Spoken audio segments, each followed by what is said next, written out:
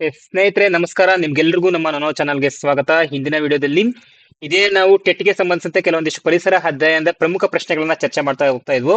ಅದರಲ್ಲಿ ಇಂದು ನಾವು ಪ್ರಮುಖವಾಗಿ ನಾನು ಇವತ್ತೇನ್ ಮಾಡಿದೀನಿ ಅಂತಂದ್ರೆ 6 ಮತ್ತೆ 7ನೇ ತರಗತಿಗಳಿಂದ ಆಯ್ದ ಪ್ರಮುಖ ಪ್ರಶ್ನೆಗಳು. ಸೊ 10 ಜೀವಶಾಸ್ತ್ರ, 10 ಭೌತಶಾಸ್ತ್ರ, 10 ರಸಾಯನಶಾಸ್ತ್ರ ಮತ್ತೆ ಪರಿಸರ ಅಧ್ಯಯನಕ್ಕೆ ಸಂಬಂಧಿಸಿದ ಎಲ್ಲಾ ಪ್ರಶ್ನೆಗಳನ್ನ ನಾನು ಇದರಲ್ಲಿ ಇನ್ಕ್ಲೂಡ್ ಮಾಡಿದ್ದೀನಿ. ಜೊತೆಗೆ ನೀವು ಈ ಪ್ರಶ್ನೆಗಳನ್ನ ನೀವು ಓದಿದ್ರೆ ಆಲ್ಮೋಸ್ಟ್ ಸಬ್ಜೆಕ್ಟ್ ಅಲ್ಲಿ ನೀವು ಒಂದು 25% ಅಷ್ಟು ಏನು ಕವರ್ ಮಾಡ್ಕೊಂಡಂಗೆ. ಸೊ ಏನು ನಾನು ಇವತ್ತು ಕ್ಲಾಸ್ ಮಾಡ್ತಿದ್ದೀನೋ ಈ ಕ್ಲಾಸ್ ನೀವು ಕೇಳಿಸ್ಕೊಂಡ್ರೆ 6th to 7th ನೀವು ಕಾಲ್ ಭಾಗ ಓದ್ದಂಗೆ ಲೆಕ್ಕ ಆಗುತ್ತೆ. ಸೊ ಫಸ್ಟ್ನೇ ಪ್ರಶ್ನೆ, ನಮ್ಮ ದೇಹದ ಅತ್ಯಂತ ದೊಡ್ಡ ಗ್ರಂಥಿ ಯಾವುದು ಅಂತ. Option A pituitary, option B ಮೆದೋಜಿರಕ ಅಂಗ ಗ್ರಂಥಿ, ಆಪ್ಷನ್ ಸಿ ಯಕೃತ್, ಆಪ್ಷನ್ ಡಿ ಅಡ್ರಿನಲಿನ್ ಗ್ರಂಥಿ. ಸ್ನೇಹಿತರೆ, ಅದಕ್ಕಿಂತ ಮುಂಚಿತವಾಗಿ ನೀವು ಇದೇ ಮೊದಲ ಬಾರಿಗೆ ನಮ್ಮ ಚಾನಲ್ಗೆ ಭೇಟಿ ಕೊಡ್ತಿದ್ರೆ ನಮ್ಮ ಚಾನಲ್ನ ಸಬ್ಸ್ಕ್ರೈಬ್ ಮಾಡ್ಕೊಳ್ಳಿ. ಜೊತೆಗೆ ನಮ್ಮ ತರಗತಿಗಳು ಯಾವಾಗ ಇರ್ತಾವಂತ ನಿಮ್ಗೆ ಗೊತ್ತಾಗಬೇಕಂದ್ರೆ ನಮ್ಮ ವಾಟ್ಸ್ಆಪ್ ಗ್ರೂಪ್ನ ಲಿಂಕ್ ಅನ್ನು ಸಹ ನಾನು ಇದೇ ಡಿಸ್ಕ್ರಿಪ್ಷನ್ ಬಾಕ್ಸ್ ಅಲ್ಲಿ ಕೊಟ್ಟಿದ್ದೇನೆ. ಅಲ್ಲಿ ಹೋಗಿ ಸಹ ನೀವು ಲಿಂಕ್ ಅನ್ನ ಕ್ಲಿಕ್ ಮಾಡಿ ನಮ್ಮ ಚಾನಲ್ಗೆ ಜಾಯ್ನ್ ಆಗ್ತಾ ಹೋಗ್ಬೋದು.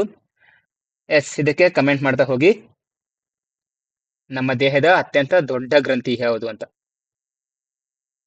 ಇದು ನಿಮಗೆ 6ನೇ ತರಗತಿಯಲ್ಲಿದೆ. 6ನೇ ತರಗತಿ ಕಾನ್ಸೆಪ್ಟ್ ಇದೆ. 6ರಿಂದ 10ನೇ ತರಗತಿವರೆಗೂ ಈ ಕಾನ್ಸೆಪ್ಟ್ ಇದೆ. ಇದೇ ಪಾಯಿಂಟ್ 10ನೇ ಕ್ಲಾಸಲ್ಲೂ ಇದೆ. ನಮ್ಮ ದೇಹದ ಅತ್ಯಂತ ದೊಡ್ಡ ಗ್ರಂಥಿ ಅಂತ ಯಾವ್ದನ್ನ ಕರೀತಾ ಹೋಗ್ತೀವಿ? ಕಮೆಂಟ್ ಮಾಡ್ತಾ ಹೋಗಿ. ಮೊದಲನೇ ಪ್ರಶ್ನೆ ಇರೋದು ನಾನೇ ಆನ್ಸರ್ ಮಾಡ್ತಾ ಹೋಗ್ತೀನಿ. ನಮ್ಮ ದೇಹದ ಅತ್ಯಂತ ದೊಡ್ಡ ಗ್ರಂಥಿ ಅಂತ ನಾವು ಯಕೃತ್ತನ್ನ ಕರೀತಾ ಹೋಗ್ತೀವಿ. ಇನ್ನ ಪಿಟ್ಯೂಟರಿ ಗ್ರಂಥಿ ಅಂತಂದ್ರೆ ಇದು ಬೆಳವಣಿಗೆಯ ಹಾರ್ಮೋನ್. ಸೊ ಬೆಳವಣಿಗೆ ಹಾರ್ಮೋನ್ ಅಂತಂದ್ರೆ ದೇಹದ ದೈತ್ಯತೆ ಮತ್ತೆ ಕುಬ್ಜತೆ. ಸೊ ಒಬ್ಬ ಮನುಷ್ಯ ತುಂಬಾ ಎತ್ತರವಾಗಿದ್ದಾನೆ, ತುಂಬಾ ಕುಳ್ಳಕ್ಕಿದ್ದಾನೆ ಅಂತಂದ್ರೆ ಅಲ್ಲಿ ಯಾರು ತುಂಬಾ ಭಾಗವಹಿಸ್ತಾ ಇರ್ತಂದ್ರೆ ಪಿಟ್ಯೂಟರಿ ಗ್ರಂಥಿ ರಿಲೀಸ್ ಆಗ್ತಾ ಇರುತ್ತೆ. ಈ ಪಿಟ್ಯೂಟರಿ ಗ್ರಂಥಿಯನ್ನ ನಮ್ಮ ತಲೆಯಲ್ಲಿರುವಂತಹ ಮೆದುಳಿನಲ್ಲಿರುವಂತಹ ಹೈಪೋಥಾಲಮಸ್ ಗ್ರಂಥಿ ಈ ಪಿಟ್ಯೂಟರಿ ಗ್ರಂಥಿಯನ್ನ ನಿಯಂತ್ರಣ ಮಾಡುತ್ತೆ. ಇದು ನಿಮ್ಗೆ 10ನೇ ತರಗತಿಯಲ್ಲಿ ಈ ಪಾಯಿಂಟ್ ಇದೆ. ಪಿಟ್ಯೂಟರಿ ಗ್ರಂಥಿಯನ್ನ ನಿಯಂತ್ರಣ ಮಾಡೋದು ಹೈಪೋಥಾಲಮಸ್. ಇನ್ನ ಮೆದೋಜಿರಕಾಂಗ ಗ್ರಂಥಿ ನೀವು ಜಠರದ ಕೆಳಭಾಗದಲ್ಲಿ ನೋಡಿರ್ಬೋದು. ಇನ್ನ ಅಡ್ರಿನಲಿನ್ ಗ್ರಂಥಿ ಡೂ ಆರ್ ಡೈ ಗ್ಲ್ಯಾಂಡ್ ಅಂತ ಕರಿತೀವಿ. ಸೊ ಇದು ಯಾವಾಗ ರಿಲೀಸ್ ಆಗುತ್ತೆ? ಸೊ ಯಾವಾಗ ನಮಗೆ ಮನುಷ್ಯನಿಗೆ ಭಾವನೆಗಳು ಉಂಟಾದಾಗ, ಫಾರ್ ಎಕ್ಸಾಂಪಲ್ ನೋವಾಗ್ಬೋದು, ಅಳು ಆಗ್ಬೋದು, ಭಯ ಆಗ್ಬೋದು, ಅಂತ ಸಂದರ್ಭದಲ್ಲಿ ಈ ಅಡ್ರಿನಲಿನ್ ಗ್ರಂಥಿಯನ್ನ ನಾವು ಅಡ್ರಿನಲಿನ್ ಗ್ರಂಥಿ ರಿಲೀಸ್ ಆಗ್ತಾ ಹೋಗುತ್ತೆ, ಅಡ್ರಿನಲಿನ್ ಗ್ಲ್ಯಾಂಡ್. ನೆಕ್ಸ್ಟ್ ಕ್ವಶನ್ ಚರ್ಚೆ ಮಾಡ್ತಾ ಹೋಗೋಣ. ಮುಂದಿನ ಪ್ರಶ್ನೆ, ಇದು ಅಡ್ರಿನಲಿನ್ ಗ್ಲ್ಯಾಂಡ್. ಸೊ ಇದು ಯಕೃತ್. ಸೊ ಯಕೃತ್ ಏನಕ್ಕೆ ಉಪಯೋಗ? ಯಾವ ಒಂದು ಜ್ಯೂಸ್ ನ ಪ್ರೊಡ್ಯೂಸ್ ಮಾಡುತ್ತೆ? ಇದು ಬಯಲ್ ಜ್ಯೂಸ್ ನ ಪ್ರೊಡ್ಯೂಸ್ ಮಾಡ್ತಾ ಹೋಗುತ್ತೆ ಯಕೃತ್. ಮುಂದಿನ ಪ್ರಶ್ನೆ ಸ್ನೇಹಿತರೆ, ಇದು ನಿಮಗೆ 6ನೇ ತರಗತಿಯಲ್ಲೂ ಇದೆ, 10ನೇ ತರಗತಿಯಲ್ಲೂ ಸೇಮ್ ಕ್ವಶನ್ ಇದೆ. ಆಕ್ಸಿಜನ್ ನ ಅನುಪಸ್ಥಿತಿಯಲ್ಲಿ ಗ್ಲೂಕೋಸ್ ವಿಭಜನೆ ಹೊಂದಿ ಉಂಟು ಮಾಡುವ ಉತ್ಪನ್ನ ಯಾವುದು ಅಂತ ಕೇಳಿದ್ದಾರೆ. Option 1 carbon dioxide, option 2 alcohol, option 3 ನೀರು, ಆಪ್ಷನ್ 4 ಲ್ಯಾಕ್ಟಿಕ್ ಆಮ್ಲ. ಆಬ್ಸೆನ್ಸ್ ಆಫ್ ಆಕ್ಸಿಜನ್ ಇರಬೇಕಾದ್ರೆ ಗ್ಲೂಕೋಸ್ ಹೇಗೆ ಡಿವೈಡ್ ಆಗುತ್ತೆ ಎನ್ನುವಂಥದ್ದು. ಸೊ ಯಾವ ಪ್ರಾಡಕ್ಟ್ ಬರುತ್ತೆ? ಕಾರ್ಬನ್ ಡೈಆಕ್ಸೈಡ್, ಆಲ್ಕೋಹಾಲ, ವಾಟರ, ಲ್ಯಾಕ್ಟಿಕ್ ಆಮ್ಲನ, ಲ್ಯಾಕ್ಟಿಕ್ ಆಸಿಡ?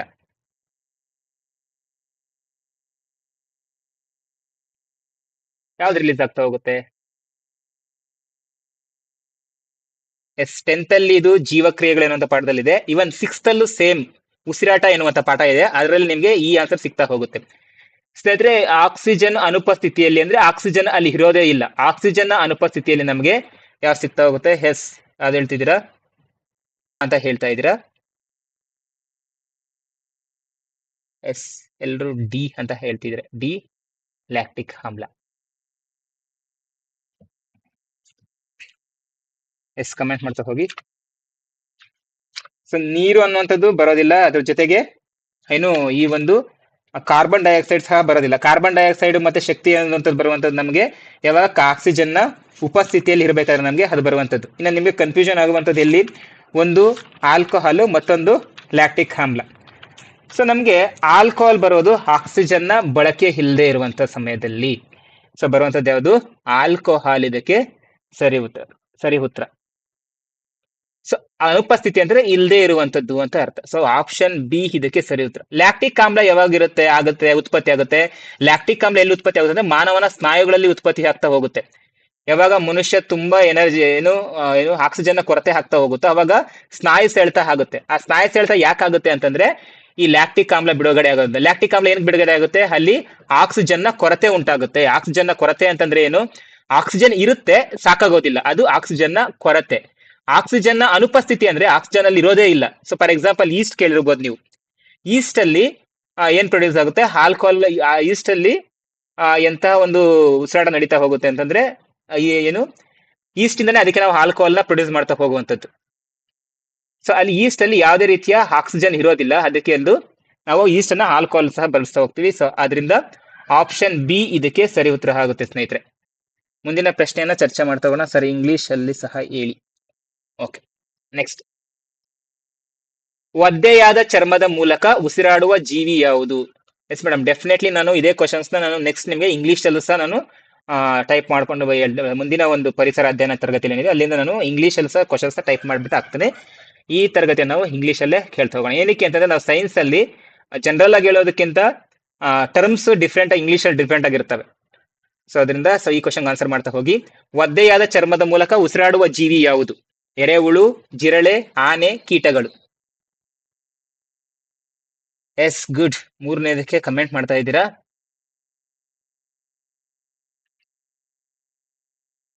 ಎಸ್, ಅದು ಸರಿನೋ ತಪ್ಪು ಅನ್ನೋದು ಸರಿ ಸೆಕೆಂಡ್ರಿ. ಫಸ್ಟ್ ನೀವು ಅದನ್ನ ಕಮೆಂಟ್ ಮಾಡ್ತಾ ಹೋಗಿ. ಎಸ್, ಒದ್ದೆಯಾದ ಚರ್ಮದ ಮೂಲಕ ಉಸಿರಾಡುವ ಜೀವಿ ಯಾವುದು ಅಂತಂದ್ರೆ ಎರೆಹುಳು. ಹಾಗಾದ್ರೆ ಜಿರಳೆಯ ಉಸಿರಾಟದ ಅಂಗ ಯಾವುದು? ಸೊ ಆನೆಯು ನಮ್ಮ ರೀತಿನೇ ಉಸಿರಾಟ ಮಾಡ್ತಾ ಹೋಗುತ್ತೆ, ಆದ್ರೆ ಆನೆ, ಜಿರಳೆ ಮತ್ತೆ ಕೀಟಗಳು ಬೇರೆ ಬೇರೆ ರೀತಿಯಾಗಿ ಉಸಿರಾಟ ಮಾಡ್ತಾ ಹೋಗ್ತವೆ. ಸೊ ಯಾವ್ದಾರ ಹೇಳ್ತೀರಾ?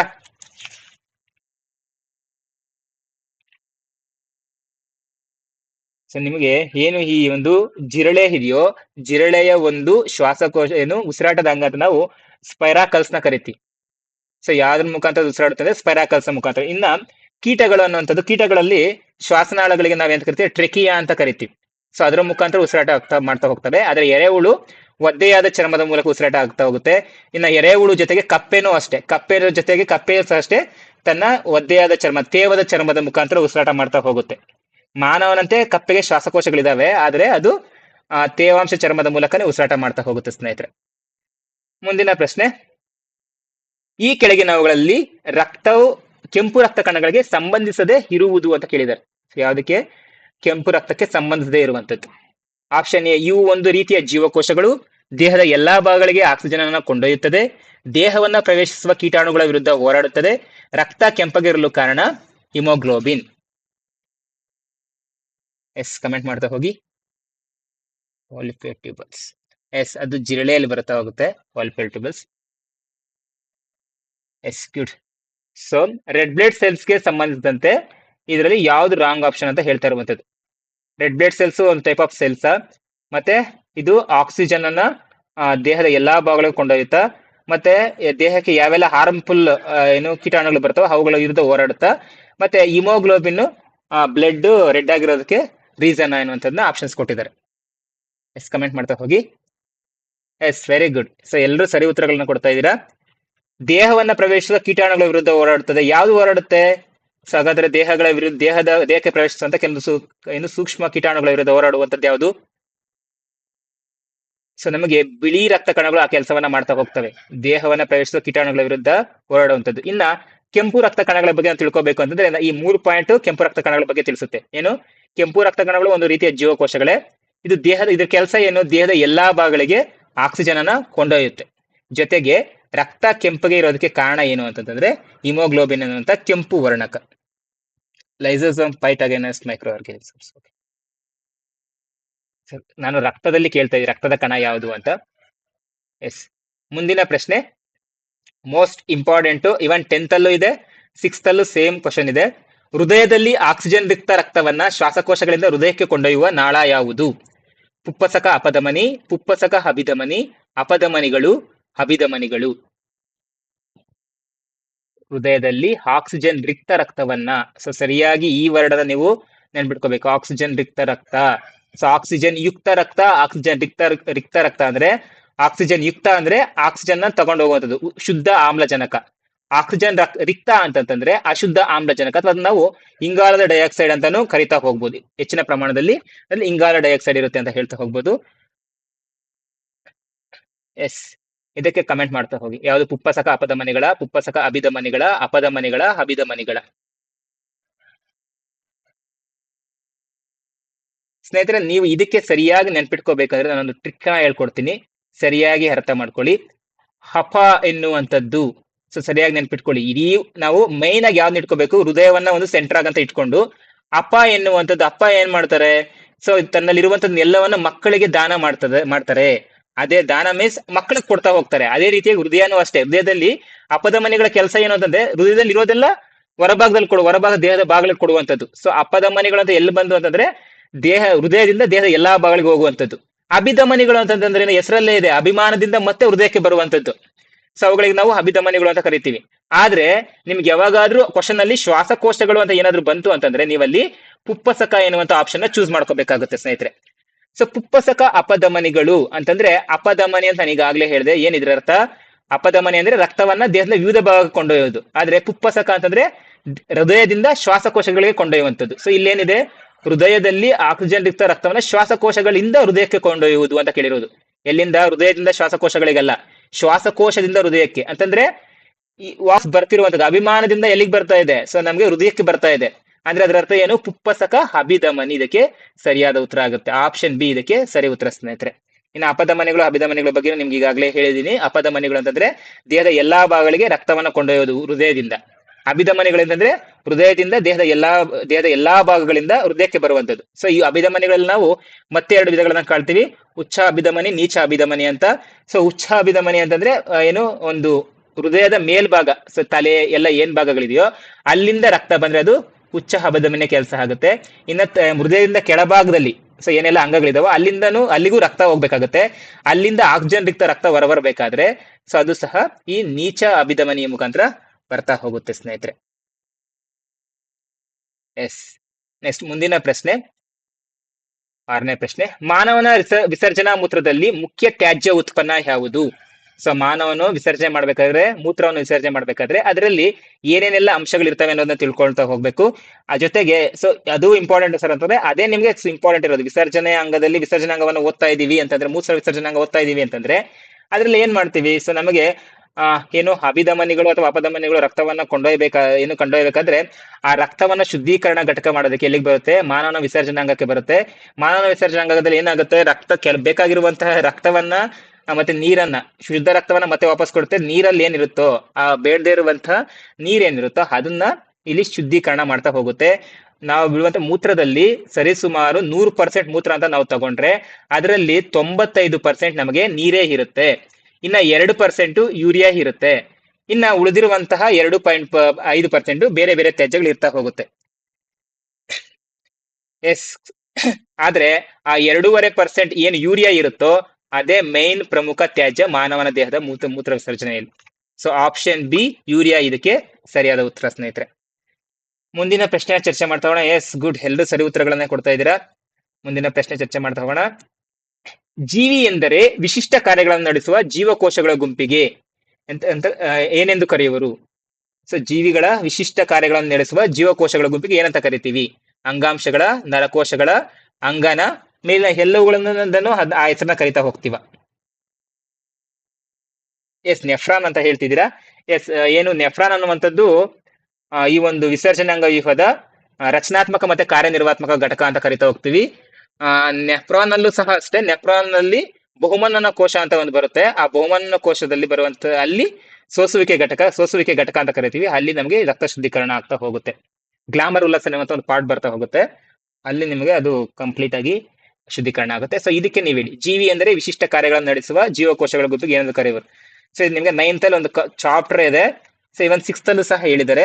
ಸೊ ಏನು, ಒಂದು ವಿಶಿಷ್ಟ ಕಾರ್ಯಗಳನ್ನು ನಡೆಸುವ, ಆಕ್ಚುಲಿ ನಾನು ಇಲ್ಲಿ ಇನ್ನೂ ಒಂದು ವರ್ಡ್ ಕೊಡ್ಬೇಕಿತ್ತು, ನಿರ್ದಿಷ್ಟ ಜೀವಕೋಶಗಳ ಗುಂಪಿಗೆ ಅಂತ ಕರಿತೀವಿ ಅಂತಂದ್ರೆ ಅಂಗಾಂಶ ಅಂತ ಕರಿತೀವಿ. ಆದ್ರೆ ನಿಮ್ಗೆ 6th ಅಲ್ಲಿ ಕೊಟ್ಟಿರೋದು ಇಷ್ಟೇ, ವಿಶಿಷ್ಟ ಕಾರ್ಯಗಳನ್ನು ನಡೆಸುವ ಜೀವಕೋಶಗಳ ಗುಂಪಿಗೆ ಅಂತ ಕರಿತೀವಿ ಅಂತಂದ್ರೆ ಅಂಗಾಂಶಗಳು ಅಂತ ಕರಿತೀವಿ.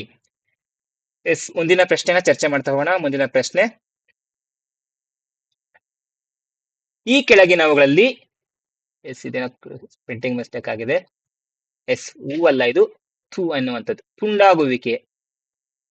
ತುಂಡಾಗುವಿಕೆಯ ಅಲೈಂಗಿಕ, ಇದು ಸಾರಿ, ಈ ಕೆಳಗಿನವುಗಳಲ್ಲಿ ತುಂಡಾಗುವಿಕೆಯ ಅಲೈಂಗಿಕ ಸಂತಾನೋತ್ಪತ್ತಿಗೆ ಸಂಬಂಧಪಟ್ಟ ಜೀವಿ ಯಾವುದು? ಸ್ನೇಹಿತರೆ, ಇದು ತುಂಡಾಗುವಿಕೆ. ಪ್ಲಾಸ್ಮೋಡಿಯಮ್ಮ, ಸ್ಪೈರೋಗೈರಾನ, ಆವಸೆ ಸಸ್ಯನ, ಜೆರಿಗಿಡನ? ಎಸ್, ಯಾರೆಲ್ಲ ಲೈವ್ ನೋಡ್ತಿದ್ರು ಈ ವಿಡಿಯೋಗನ್ನು ಏನು ಲೈಕ್ ಮಾಡ್ತಾ ಹೋಗಿ ಸ್ನೇಹಿತರೆ. ಇದು ನಿಮ್ಗೆ 10ನೇ ಕ್ಲಾಸ್ ಅಲ್ಲಿ ಇದೆ ಅಂತ ಅನ್ಕೋಬೇಡಿ, ಇವನ್ 6th 7th ಅಲ್ಲೂ ಸಹ ಈ ಒಂದು ಪಾಠ ಇದೆ. ಎಸ್, ನೀವ್ ಇವಾಗ್ಲೇ ವಿಡಿಯೋಸ್ನೆಲ್ಲ ನೋಡಿರ್ತೀರಾ. ಸೊ ಯಾವ್ದಾದ್ರು ಒಂದು ಜೀವಿಯನ್ನ ತಗೊಂಡಿದೀವಿ ಆದ್ರೆ ಆ ಜೀವಿಯನ್ನ ನಾವೇನಾದ್ರು ತುಂಡು ಮಾಡಿದೀವಿ ಅಂತಂದ್ರೆ ಈ ಎರಡೂ ಭಾಗಗಳು ಹೊಸ ಜೀವಿಗಳಾಗಿ ಮತ್ತೆ ಅದಕ್ಕೆ ಜೀವ ಬರ್ತಾ ಹೋಗುತ್ತೆ. ಅಂತಹ ಒಂದು ಪ್ರಾಣಿ ಯಾವುದು ಅಂತಂದ್ರೆ ಸ್ಪೈರೋಗೈರ. Option B ಸ್ಪೈರೋಗೈರ. ಇನ್ನ ಪ್ಲಾಸ್ಮೋಡಿಯಂ ಯಾವ್ದಕ್ಕೆ ಉದಾಹರಣೆ ಅಂತ ಹೇಳ್ತೀರಾ? ಪ್ಲಾಸ್ಮೋಡಿಯಂ. ಸೊ ಪ್ಲಾಸ್ಮೋಡಿಯಂ ಯಾವ್ದಕ್ಕೆ ಕಾರಣ ಆಗ್ತಾ ಹೋಗುತ್ತೆ? ಸೊ ಪ್ಲಾಸ್ಮೋಡಿಯಂ ಎನ್ನುವಂಥದ್ದು, ಎಸ್ ಕಮೆಂಟ್ ಮಾಡ್ತಾ ಹೋಗ್ತಿದ್ದೀರಾ, ಬಹು ವಿದಳನಕ್ಕೆ ಉದಾಹರಣೆ ಆಗ್ತಾ ಹೋಗುತ್ತೆ. ಸೊ ಬಹು ವಿಭಜನೆ ಆಗ್ತಾ ಹೋಗುತ್ತೆ. ನಮಗೆ ವಿಭಜನೆಯಲ್ಲಿ ಎರಡು ರೀತಿಯ ವಿಭಜನೆ ಬರುತ್ತೆ, ದ್ವಿವಿಭಜನೆ, ಬಹು ವಿಭಜನೆ. ಸೊ ಅದರಲ್ಲಿ ಬಹು ವಿಭಜನೆಗೆ ಪ್ಲಾಸ್ಮೋಡಿಯಂ, ದ್ವಿವಿಭಜನೆಗೆ ಏನು ಅಮೀಬಾ ಬರ್ತಾ ಹೋಗುತ್ತೆ. ಇನ್ನು ಆವಸ್ಯ ಮತ್ತೆ ಜರಿ ಗಿಡಗಳು, ಇದು ಎಂತ ಸಂತಾನೋತ್ಪತ್ತಿ ಮಾಡುತ್ತೆ? ಎಸ್ ಕಮೆಂಟ್ ಮಾಡಿ. ಆವಸ್ಯ ಮತ್ತೆ ಜರಿ ಗಿಡಗಳು ಎಂತಹ ಸಂತಾನೋತ್ಪತ್ತಿಯನ್ನ ಮಾಡ್ತವೆ?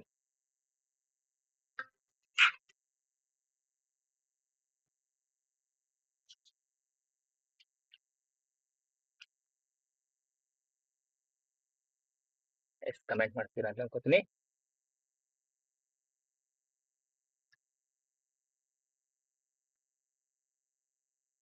ಬೀಜಕಗಳ ಉತ್ಪಾದನೆ ಸಂತಾನೋತ್ಪತ್ತಿ ಮಾಡ್ತಾ ಹೋಗುತ್ತೆ ಸ್ನೇಹಿತರೆ.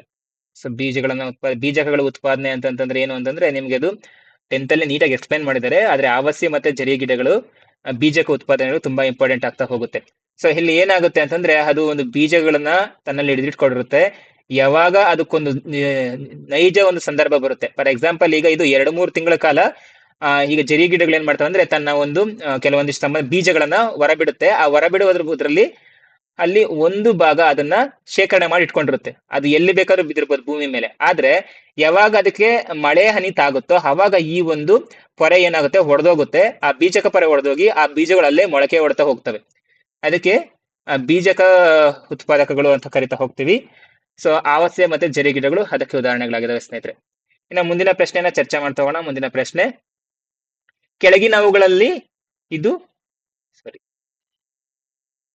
ಕೆಳಗಿನವುಗಳಲ್ಲಿ ದ್ವಿಲಿಂಗಿ ಹೂಗಳಿಗೆ ಉದಾಹರಣೆ ಇದು? ಜೋಳ, ಪಪಾಯ, ಸೌತೆಕಾಯಿ, ಗುಲಾಬಿ. ಸರ್, ದ್ವಿಲಿಂಗಿ ಹೂಗಳು ಅಂತಂದ್ರೆ ಏನೋ ಮೊದಲು ನೀವು ತಿಳ್ಕೊಬೇಕಾಗತ್ತೆ. ಯಾವ ಒಂದು ಹೂವಿನಲ್ಲಿ ಗಂಡು ಲಿಂಗಾಣು ಮತ್ತೆ ಹೆಣ್ಣು ಲಿಂಗಾಣುಗಳು ಎರಡೂ ಇದಾವೋ ಅದಕ್ಕೆ ನಾವೇಂತ ಕರಿತೀವಿ? ದ್ವಿಲಿಂಗಿ ಹೂವು ಅಂತ ಕರಿತೀವಿ. ಗಂಡು ಲಿಂಗಾಣು ಮತ್ತೆ ಹೆಣ್ಣು ಲಿಂಗಾಣುಗಳು ಯಾವ್ಯಾವು? ಶಲಾಕೆ ಮತ್ತು ಕೇಸರಗಳು, ಇವೆರಡು ಲಿಂಗಾಣುಗಳು. ಸೊ ಕೇವಲ ಒಂದು ಹೂವಿನಲ್ಲಿ ಶಲಾಕೆ ಅಥವಾ ಒಂದು ಕೇವಲ ಕೇಸರ ಮಾತ್ರ ಇರೋದನ್ನ ಏಕಲಿಂಗಿ ಹೂವು ಅಂತ ಕರಿತೀವಿ. ಸೊ ಯಾವ್ದಾಗುತ್ತೆ ಇದರಲ್ಲಿ?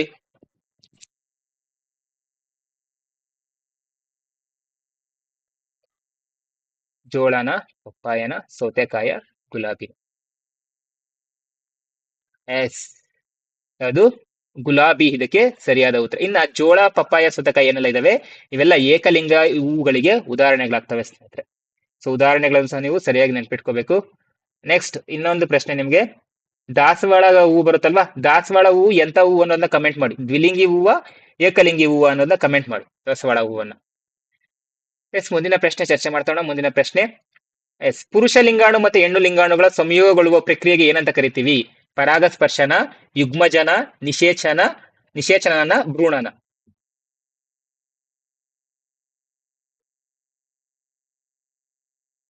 ಎಸ್ ಕಮೆಂಟ್ ಮಾಡ್ತಾ ಹೋಗಿ. ಪುರುಷ ಲಿಂಗಾಣುಗಳು ಮತ್ತೆ ಹೆಣ್ಣು ಲಿಂಗಾಣುಗಳು ಸಂಯೋಗಗೊಳ್ಳುವಂತ ಪ್ರಕ್ರಿಯೆಗೆ. ಎಸ್, ಕ್ವಶನ್ ನಂಬರ್ ಹಾಕಿ ಆನ್ಸರ್ ಮಾಡ್ತಾ ಹೋಗಿ. ಸರಿ, ನಿಮ್ಗೆ 6th 7th ಅಲ್ಲಿ ಇದೆ. 10ನೇದು ಸಿ ಅಂತ ಹೇಳ್ತಿದ್ದೀರಾ? ದ್ವಿಲಿಂಗಿ. ಎಸ್, ದ್ವಿಲಿಂಗಿ ಅಂದ್ರೆ ಯಾವ್ದ್ರ ಬಗ್ಗೆ ಮಾತಾಡ್ತಾ ಇದೀವಿ ನಾವು? ದಾಸವಾಳ ಹೂವಿನ ಬಗ್ಗೆ. ಎಸ್, ಅದು ದ್ವಿಲಿಂಗಿ ಹೂವು. ಯಾಕಂದ್ರೆ ಪರಾಗ ಮತ್ತು ಕೇಸರ, ಶಲಾಕೆ ಮತ್ತು ಕೇಸರ ಎರಡು ಒಂದೇ ಹೂವಿನಲ್ಲಿ ಇರುತ್ತೆ, ದ್ವಿಲಿಂಗಿ ಹೂಗಳು. ಎಸ್, 10th 1 ಏನಂತ ಆನ್ಸರ್ ಮಾಡ್ತಾ ಹೋಗಿ.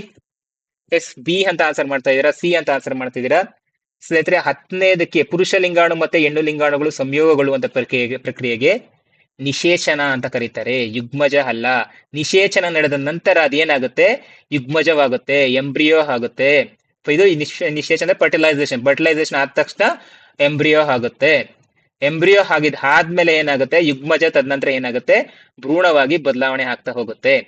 ಹಾಗಾದ್ರೆ ಪರಾಗಸ್ಪರ್ಶ ಅಂತಂದ್ರೆ ಏನು? ಪರಾಗಸ್ಪರ್ಶ ಅಂತ? ನಿಷೇಚನ ಸ್ನೇಹಿತರೆ.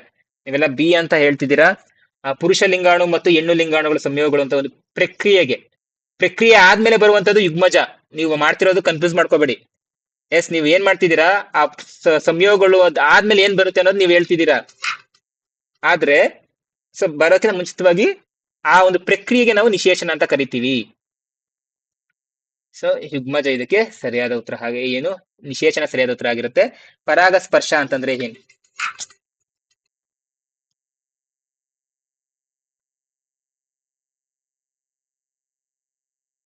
ಒಂದು ನಿಮಿಷ.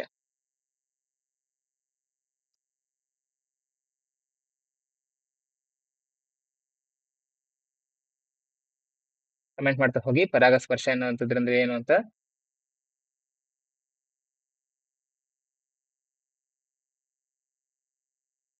ಎಸ್, ಪರಾಗಸ್ಪರ್ಶಗಳಲ್ಲಿ ನಮ್ಗೆ 2 ವಿಧಗಳು ಬರ್ತಾ ಹೋಗ್ತವೆ. ಅವುಗಳು ಕೂಡ ತುಂಬಾ ಇಂಪಾರ್ಟೆಂಟ್ ಆಗ್ತಾ ಹೋಗುತ್ತೆ ಸ್ನೇಹಿತರೆ. ಸ್ವಕೀಯ ಪರಾಗಸ್ಪರ್ಶ ಮತ್ತೆ ಪರಕೀಯ ಪರಾಗಸ್ಪರ್ಶಗಳು ವ್ಯತ್ಯಾಸಗಳು ಕೇಳ್ತಾ ಹೋಗ್ಬೋದು. GPSTR ಅಲ್ಲಿ ನಿಮ್ಗೆ ಅದು ತುಂಬಾ ಮೋಸ್ಟ್ ಇಂಪಾರ್ಟೆಂಟ್ ಚಾಪ್ಟರ್ 7th ಇಂದ ಬರುವಂತದ್ದು GPSTR ಅಲ್ಲಿ. ಏನು ಪರಾಗಸ್ಪರ್ಶ, ಯಾವ್ದಾದ್ರು ಒಂದು ಹೂವಿನಲ್ಲಿ ಶಲಾಕೆ ಮತ್ತೆ ಕೇಸರ ಅನ್ನುವಂತ 2 ಲಿಂಗಾಣುಗಳು ಇರ್ತವೆ. ಆ ಲಿಂಗಾಣುಗಳಲ್ಲಿ ಕೇಸರವು ಶಲಾಕಾಗ್ರದ ಮೇಲೆ ಬರುವಂತಹ ಒಂದು ಪ್ರಕ್ರಿಯೆಗೆ ನಾವೇಂತ ಕರಿತೀವಿ? ಪರಾಗಸ್ಪರ್ಶ ಅಂತ ಕ್ರಿಯೆ ಅಂತ ಕರಿತಾ ಹೋಗ್ತೀವಿ. ಇನ್ನು ಮುಂದಿನ ಪ್ರಶ್ನೆ ಚರ್ಚೆ ಮಾಡ್ತಾ ಹೋಗೋಣ. ಮುಂದಿನ ಪ್ರಶ್ನೆ, ಘನ ಮತ್ತು ಏನಿದು? ಎಸ್, ಘನ ಮತ್ತು ದ್ರವಗಳನ್ನ ಬೇರ್ಪಡಿಸುವ ಕ್ರಿಯೆ. ಬಸಿಯುವಿಕೆ, ಸೋಸುವಿಕೆ, ಆವಿಕರಣ, ಜರಡಿ ಹಿಡಿಯೋದು. 6th ಕಾನ್ಸೆಪ್ಟ್ ಇದು. ಘನ ವಸ್ತುಗಳು ಮತ್ತೆ ದ್ರವ ವಸ್ತುಗಳು ಒಂದು ಪದಾರ್ಥದಲ್ಲಿದ್ರೆ ಅದನ್ನ ಯಾವ್ದನ್ನ ಬೇರ್ಪಡಿಸ್ತೀವಿ? ಬೆಸ್ಟ್ ಎಕ್ಸಾಂಪಲ್ ನಾವು ಚಹಾ ಅಂತ ತಗೋಬಹುದು. ಚಹಾ ಅಥವಾ ಕಾಫಿಯಲ್ಲಿ ತಗೊಂಡಾಗ ನಮ್ಗೆ ಕಾಫಿಯಲ್ಲಿರುವಂತಹ ಹಾಲು ದ್ರವ ಪದಾರ್ಥ, ಅಲ್ಲಿರುವಂತಹ ಕಾಫಿ ಪೌಡರ್ ಅಥವಾ ಟೀ ಪೌಡರ್ ಘನ ಪದಾರ್ಥ. ಇವುಗಳನ್ನ ನಾವು ಹೇಗೆ ಬೇರ್ಪಡಿಸ್ತೀವಿ? ಸೊ ಹೇಗೆ ಮಾಡ್ತಾ ಹೋಗ್ತೀವಿ? ಸೋಸುವಿಕೆಯ ಮುಖಾಂತರ. ಸೊ ಆಪ್ಷನ್ ಬಿ ಇದಕ್ಕೆ ಸರಿಯಾದ ಉತ್ತರ ಸ್ನೇಹಿತರೆ. ಮುಂದಿನ ಪ್ರಶ್ನೆ ಚರ್ಚೆ ಮಾಡ್ತಾ ಹೋಗೋಣ. ಮುಂದಿನ ಪ್ರಶ್ನೆ,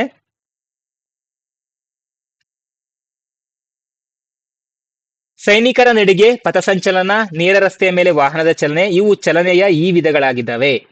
ಆಪ್ಷನ್ ಎ ಸರಳ ರೇಖೆಯ ಚಲನೆ, ಆಪ್ಷನ್ ಬಿ ಆವರ್ತಕ ಚಲನೆ, ಆಪ್ಷನ್ ಸಿ ವೃತ್ತೀಯ ಚಲನೆ, ಆಪ್ಷನ್ ಡಿ ಆಂದೋಲನ ಚಲನೆ. ಎಸ್, ಕಮೆಂಟ್ ಮಾಡ್ತಾ ಹೋಗಿ. ಎಸ್, ಎಲ್ರು ವಿಡಿಯೋವನ್ನ ಲೈವ್ ಗೆ ಪಾಸ್ ಮಾಡ್ಕೊಳ್ಳಿ. ಎಲ್ಲ 11th ಕ್ವಶನ್ ಆನ್ಸರ್ ಮಾಡ್ತಾ ಇದೀರಾ. ಈಗಾಗಲೇ ನಾವು 12 ಕ್ವಶನ್ಸ್ ಡಿಸ್ಕಸ್ ಮಾಡ್ತಾ ಇದೀವಿ. ಲೈವ್ ಗೆ ತಗೊಳ್ಳಿ.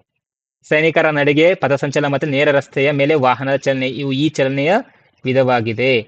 ಸರಳ ರೇಖೆಯ ಚಲನೆ, ಆವರ್ತಕ ಚಲನೆ, ವೃತ್ತೀಯ ಚಲನೆ, ಮತ್ತೊಂದು ಆಂದೋಲನ ಚಲನೆ. ಸ್ನೇಹಿತರೆ, ಆವರ್ತಕ ಚಲನೆ ಮತ್ತೆ ಆಂದೋಲನ ಚಲನೆ ಇವೆರಡೂ ಸಹ ಒಂದೇ ರೀತಿಯ ಚಲನೆಗಳು, ಒಂದೇ ಅರ್ಥವನ್ನ ಕೊಡುವಂತ ಚಲನೆಗಳಾಗಿದ್ದಾವೆ. ಸೊ ನೀವು ಗಡಿಯಾರದ ಲೋಲಾಕ ನೋಡಬಹುದು. ಮತ್ತೆ ಇನ್ನ ಯಾವ ಎಕ್ಸಾಂಪಲ್ ಅನ್ನು ನೋಡ್ಬೋದು ಆವರ್ತಕ ಚಲನೆಗೆ? ಇನ್ನ ವೃತ್ತೀಯ ಚಲನೆಗೆ ಅಂತಂದ್ರೆ ಒಂದು ಕೇಂದ್ರ ಬಿಂದುವಿಂದ ಇಟ್ಕೊಂಡು ಅದು ಸಮನಾದ ದೂರದಲ್ಲಿ ಚಲನೆ ಮಾಡ್ತಾ ಇದ್ರೆ ಅಂತಹ ಚಲಿಸುವ ವಸ್ತುಗಳಿಗೆ ನಾವು ವೃತ್ತೀಯ ಚಲನೆ ಅಂತ ಕರಿತೀವಿ. ಫಾರ್ ಎಕ್ಸಾಂಪಲ್ ಫ್ಯಾನ್ ಆಗ್ಬೋದು. ಸೊ ಈ ರೀತಿಯ ಚಲನೆಗಳಿಗೆ. ಇನ್ನ ಸೈನಿಕರ ನಡಿಗೆ ಹೇಗಿರುತ್ತೆ? ಮಾರ್ಚ್ ಪಾಸ್ಟ್ ಹೇಗಿರುತ್ತೆ? ಸ್ಟ್ರೈಟ್ ಆಗಿ ಹೋಗ್ತಾ ಇರುತ್ತೆ. ಸೊ ಅದರಿಂದ ಅಂದ್ರೆ ಪಥಸಂಚಲನ ಆಗಿರ್ಬೋದು. ನೇರ ರಸ್ತೆಯ ಮೇಲೆ ವಾಹನದ ಚಲನೆ, ನೇರ ರಸ್ತೆ ಅಂದ್ರೆ ವಾಹನ ಸಹ ಹೇಗೆ ಚಲನೆ ಮಾಡ್ತಾ ಇರುತ್ತೆ? ನೇರವಾಗಿ ಚಲನೆ ಮಾಡ್ತಾ ಇರುತ್ತೆ. ಸರಳ ರೇಖೆಯಲ್ಲಿ ಚಲನೆ ಮಾಡುತ್ತಿರುತ್ತೆ. ಸರಳ ರೇಖೆಯ ಚಲನೆ ಇದಕ್ಕೆ ಸರಿ ಉತ್ತರ ಸ್ನೇಹಿತರೆ. ಮುಂದಿನ ಪ್ರಶ್ನೆ ಚರ್ಚೆ ಮಾಡ್ತಾ ಹೋಗೋಣ. ಮುಂದಿನ ಪ್ರಶ್ನೆ, ಎಣ್ಣೆ ಸವರಿದ ಕಾಗದವನ್ನ ಅಪಾರದರ್ಶಕ ವಸ್ತು ಎಂದು ಕರೆಯಲು ಕಾರಣ. ನೋಡಿ, ನಿಮಗೆ ಗೊತ್ತು ಎಣ್ಣೆ ಸವರಿದ ಕಾಗದ ಅಂತಂದ್ರೆ ಅಪಾರದರ್ಶಕ ವಸ್ತು ಅಂತ ಗೊತ್ತು. ಆದ್ರೆ ಅವ್ರು ಕ್ವಶನ್ ಯಾವ ರೀತಿ ಟ್ವಿಸ್ಟ್ ಮಾಡಿದ್ದಾರೆ?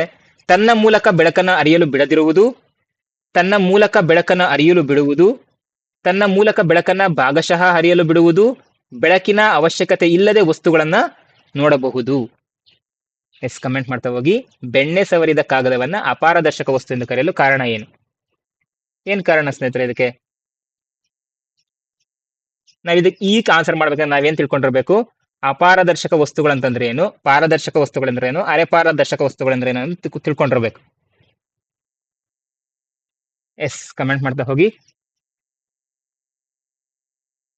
13th ಸಿ ಅಂತ ಹೇಳ್ತಿದ್ದೀರಾ. Yes, good. ಯಾವ ವಸ್ತುಗಳು ತನ್ನ ಮೂಲಕ ಬೆಳಕನ್ನ ಅರಿಯಲು ಬಿಡುವುದಿಲ್ಲವೋ ಅಂತ ವಸ್ತುಗಳಿಗೆ ನಾವು ಅಪಾರದರ್ಶಕ ವಸ್ತುಗಳಂತ ಕರಿತಾ ಹೋಗ್ತೀವಿ. ಯಾವ ತನ್ನ ಮೂಲಕ ಬೆಳಕನ್ನ ಬಿಡ್ತಾ ಹೋಗೋಗಳನ್ನ ಪಾರದರ್ಶಕ ವಸ್ತುಗಳಂತ ಕರಿತೀವಿ. ಇನ್ನು ಯಾವ ತನ್ನ ಮೂಲಕ ಬೆಳಕನ್ನ ಭಾಗಶಃ ಅರಿಯಲು ಬಿಡ್ತಾವೋ, ಸ್ವಲ್ಪ ಮಟ್ಟಿಗೆ ಸೊ ಅವುಗಳಿಗೆ ನಾವೆಂತ ಕರಿತೀವಿ, ಅಪಾರದರ್ಶಕ ವಸ್ತುಗಳನ್ನ ಕರಿತೀವಿ. ಬೆಸ್ಟ್ ಎಕ್ಸಾಂಪಲ್ ಏನು, ಎಣ್ಣೆ ಸವರಿದ ಕಾಗದ. ಸೊ ಆಪ್ಷನ್ ಸಿ ಇದಕ್ಕೆ ಸರಿ ಉತ್ತರ. ಇನ್ನು ಆಪ್ಷನ್ ಡಿ ಯಲ್ಲಿರುವಂತಹ ಬೆಳಕಿನ ಅವಶ್ಯಕತೆ ಇಲ್ಲದೆ ವಸ್ತುಗಳನ್ನ ನೋಡಬಹುದು ಅಂದ್ರೆ ಇದು ಕಂಪ್ಲೀಟ್ಲಿ ರಾಂಗ್ ಸ್ಟೇಟ್ಮೆಂಟ್. ನಮ್ಗೆ ಯಾವುದೇ ಒಂದು ವಸ್ತುವನ್ನ ನೋಡಬೇಕು ಅಂತ ನಮ್ಮ ಕಣ್ಣಿಗೆ ಪ್ರಮುಖವಾಗಿ ಏನ್ ಬೇಕು, ಬೆಳಕೆನ್ನುವುದು ಬೀಳಲೇಬೇಕು. ಸೊ ಅದಕ್ಕೆ ಆಪ್ಷನ್ ಡಿ ರಾಂಗ್ ಆಗ್ತಾ ಹೋಗುತ್ತೆ. ಆಪ್ಷನ್ ಸಿ ಇದಕ್ಕೆ ಸರಿ ಉತ್ತರ. 13th ಎ ಅಂತ ಹೇಳ್ತಿದ್ದೀರಾ. 13th ಸಿ ಭಾಗಶಃ ಅರಿಯಲು ಬಿಡುವುದು. ಅರೆ ಪಾರದರ್ಶಕ. ಪಾರದರ್ಶಕ ಅಂತ ಹೇಳಿದ್ರೆ ನೀವು ಹೇಳ್ತಿರೋದು ಕರೆಕ್ಟ್, ಅರಿಯಲು ಬಿಡದಿರುವುದು. ಅರೆ ಪಾರದರ್ಶಕದ ಬಗ್ಗೆ ಹೇಳ್ತಿರುವಂತದ್ದು. ನಮ್ಮ ಮುಂದಿನ ಪ್ರಶ್ನೆ, ಛಾಯೆಗಳು ಉಂಟಾಗಲು ಈ ವಸ್ತುಗಳು ಅವಶ್ಯಕವಾಗಿವೆ. ಸೊ ಇದು ಸಹ ಬೆಳಕಿನ ಚಾಪ್ಟರ್ ಅಲ್ಲೇ ಇರುವಂತದ್ದು. ತುಂಬಾ ಚಿಕ್ಕ ಚಾಪ್ಟರ್ ಆಗಿದೆ, ಬಟ್ ಆದ್ರೆ ತುಂಬಾ ಕ್ವಶನ್ಸ್ ಡಿಫ್ರೆಂಟ್ ಆಗಿ ತೆಗಿತಾ ಹೋಗ್ತಾರೆ. ಪಾರದರ್ಶಕ ವಸ್ತುಗಳು, ದ್ರವ ವಸ್ತುಗಳು, ಅರೆ ಪಾರದರ್ಶಕ ವಸ್ತುಗಳು, ಅಪಾರದರ್ಶಕ ವಸ್ತುಗಳು.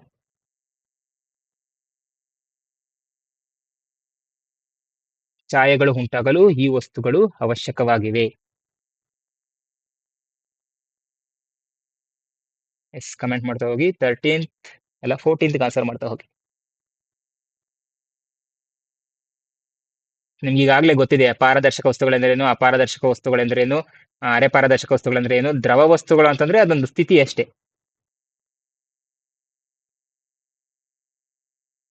13th question wrong. Question wrong. ಒಂದ್ ನಿಮಿಷ.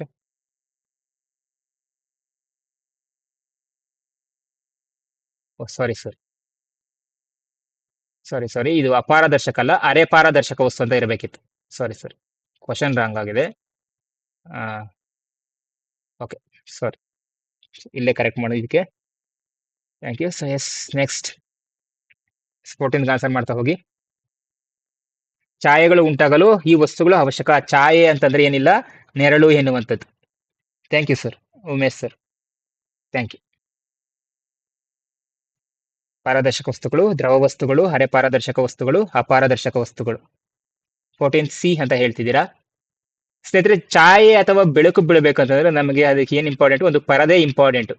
ಪರದೆ ಇಂಪಾರ್ಟೆಂಟ್ ಜೊತೆಗೆ ಏನ್ ಬೀಳಬೇಕು ಅಂದ್ರೆ ಅದಕ್ಕೆ ಒಂದು ನೆರಳು ಬೀಳಬೇಕು ಅಂತಂದ್ರೆ ಒಂದು ಅಪಾರದರ್ಶಕ ವಸ್ತು ಬೀಳಬೇಕು. ಈಗ ಮನುಷ್ಯ ಎಂತಹ ವಸ್ತು, ಅಪಾರದರ್ಶಕ ವಸ್ತು ಅಂತಂದ್ರೆ ಮನುಷ್ಯನ ಮೂಲಕ ಬೆಳಕು ಹಾದು ಹೋಗುವುದಿಲ್ಲ. ಮನುಷ್ಯನ ಮೇಲೆ ಬೆಳಕು ಬಿದ್ರೆ ಏನಾಗುತ್ತೆ, ನೆರಳು ಬೀಳುತ್ತೆ.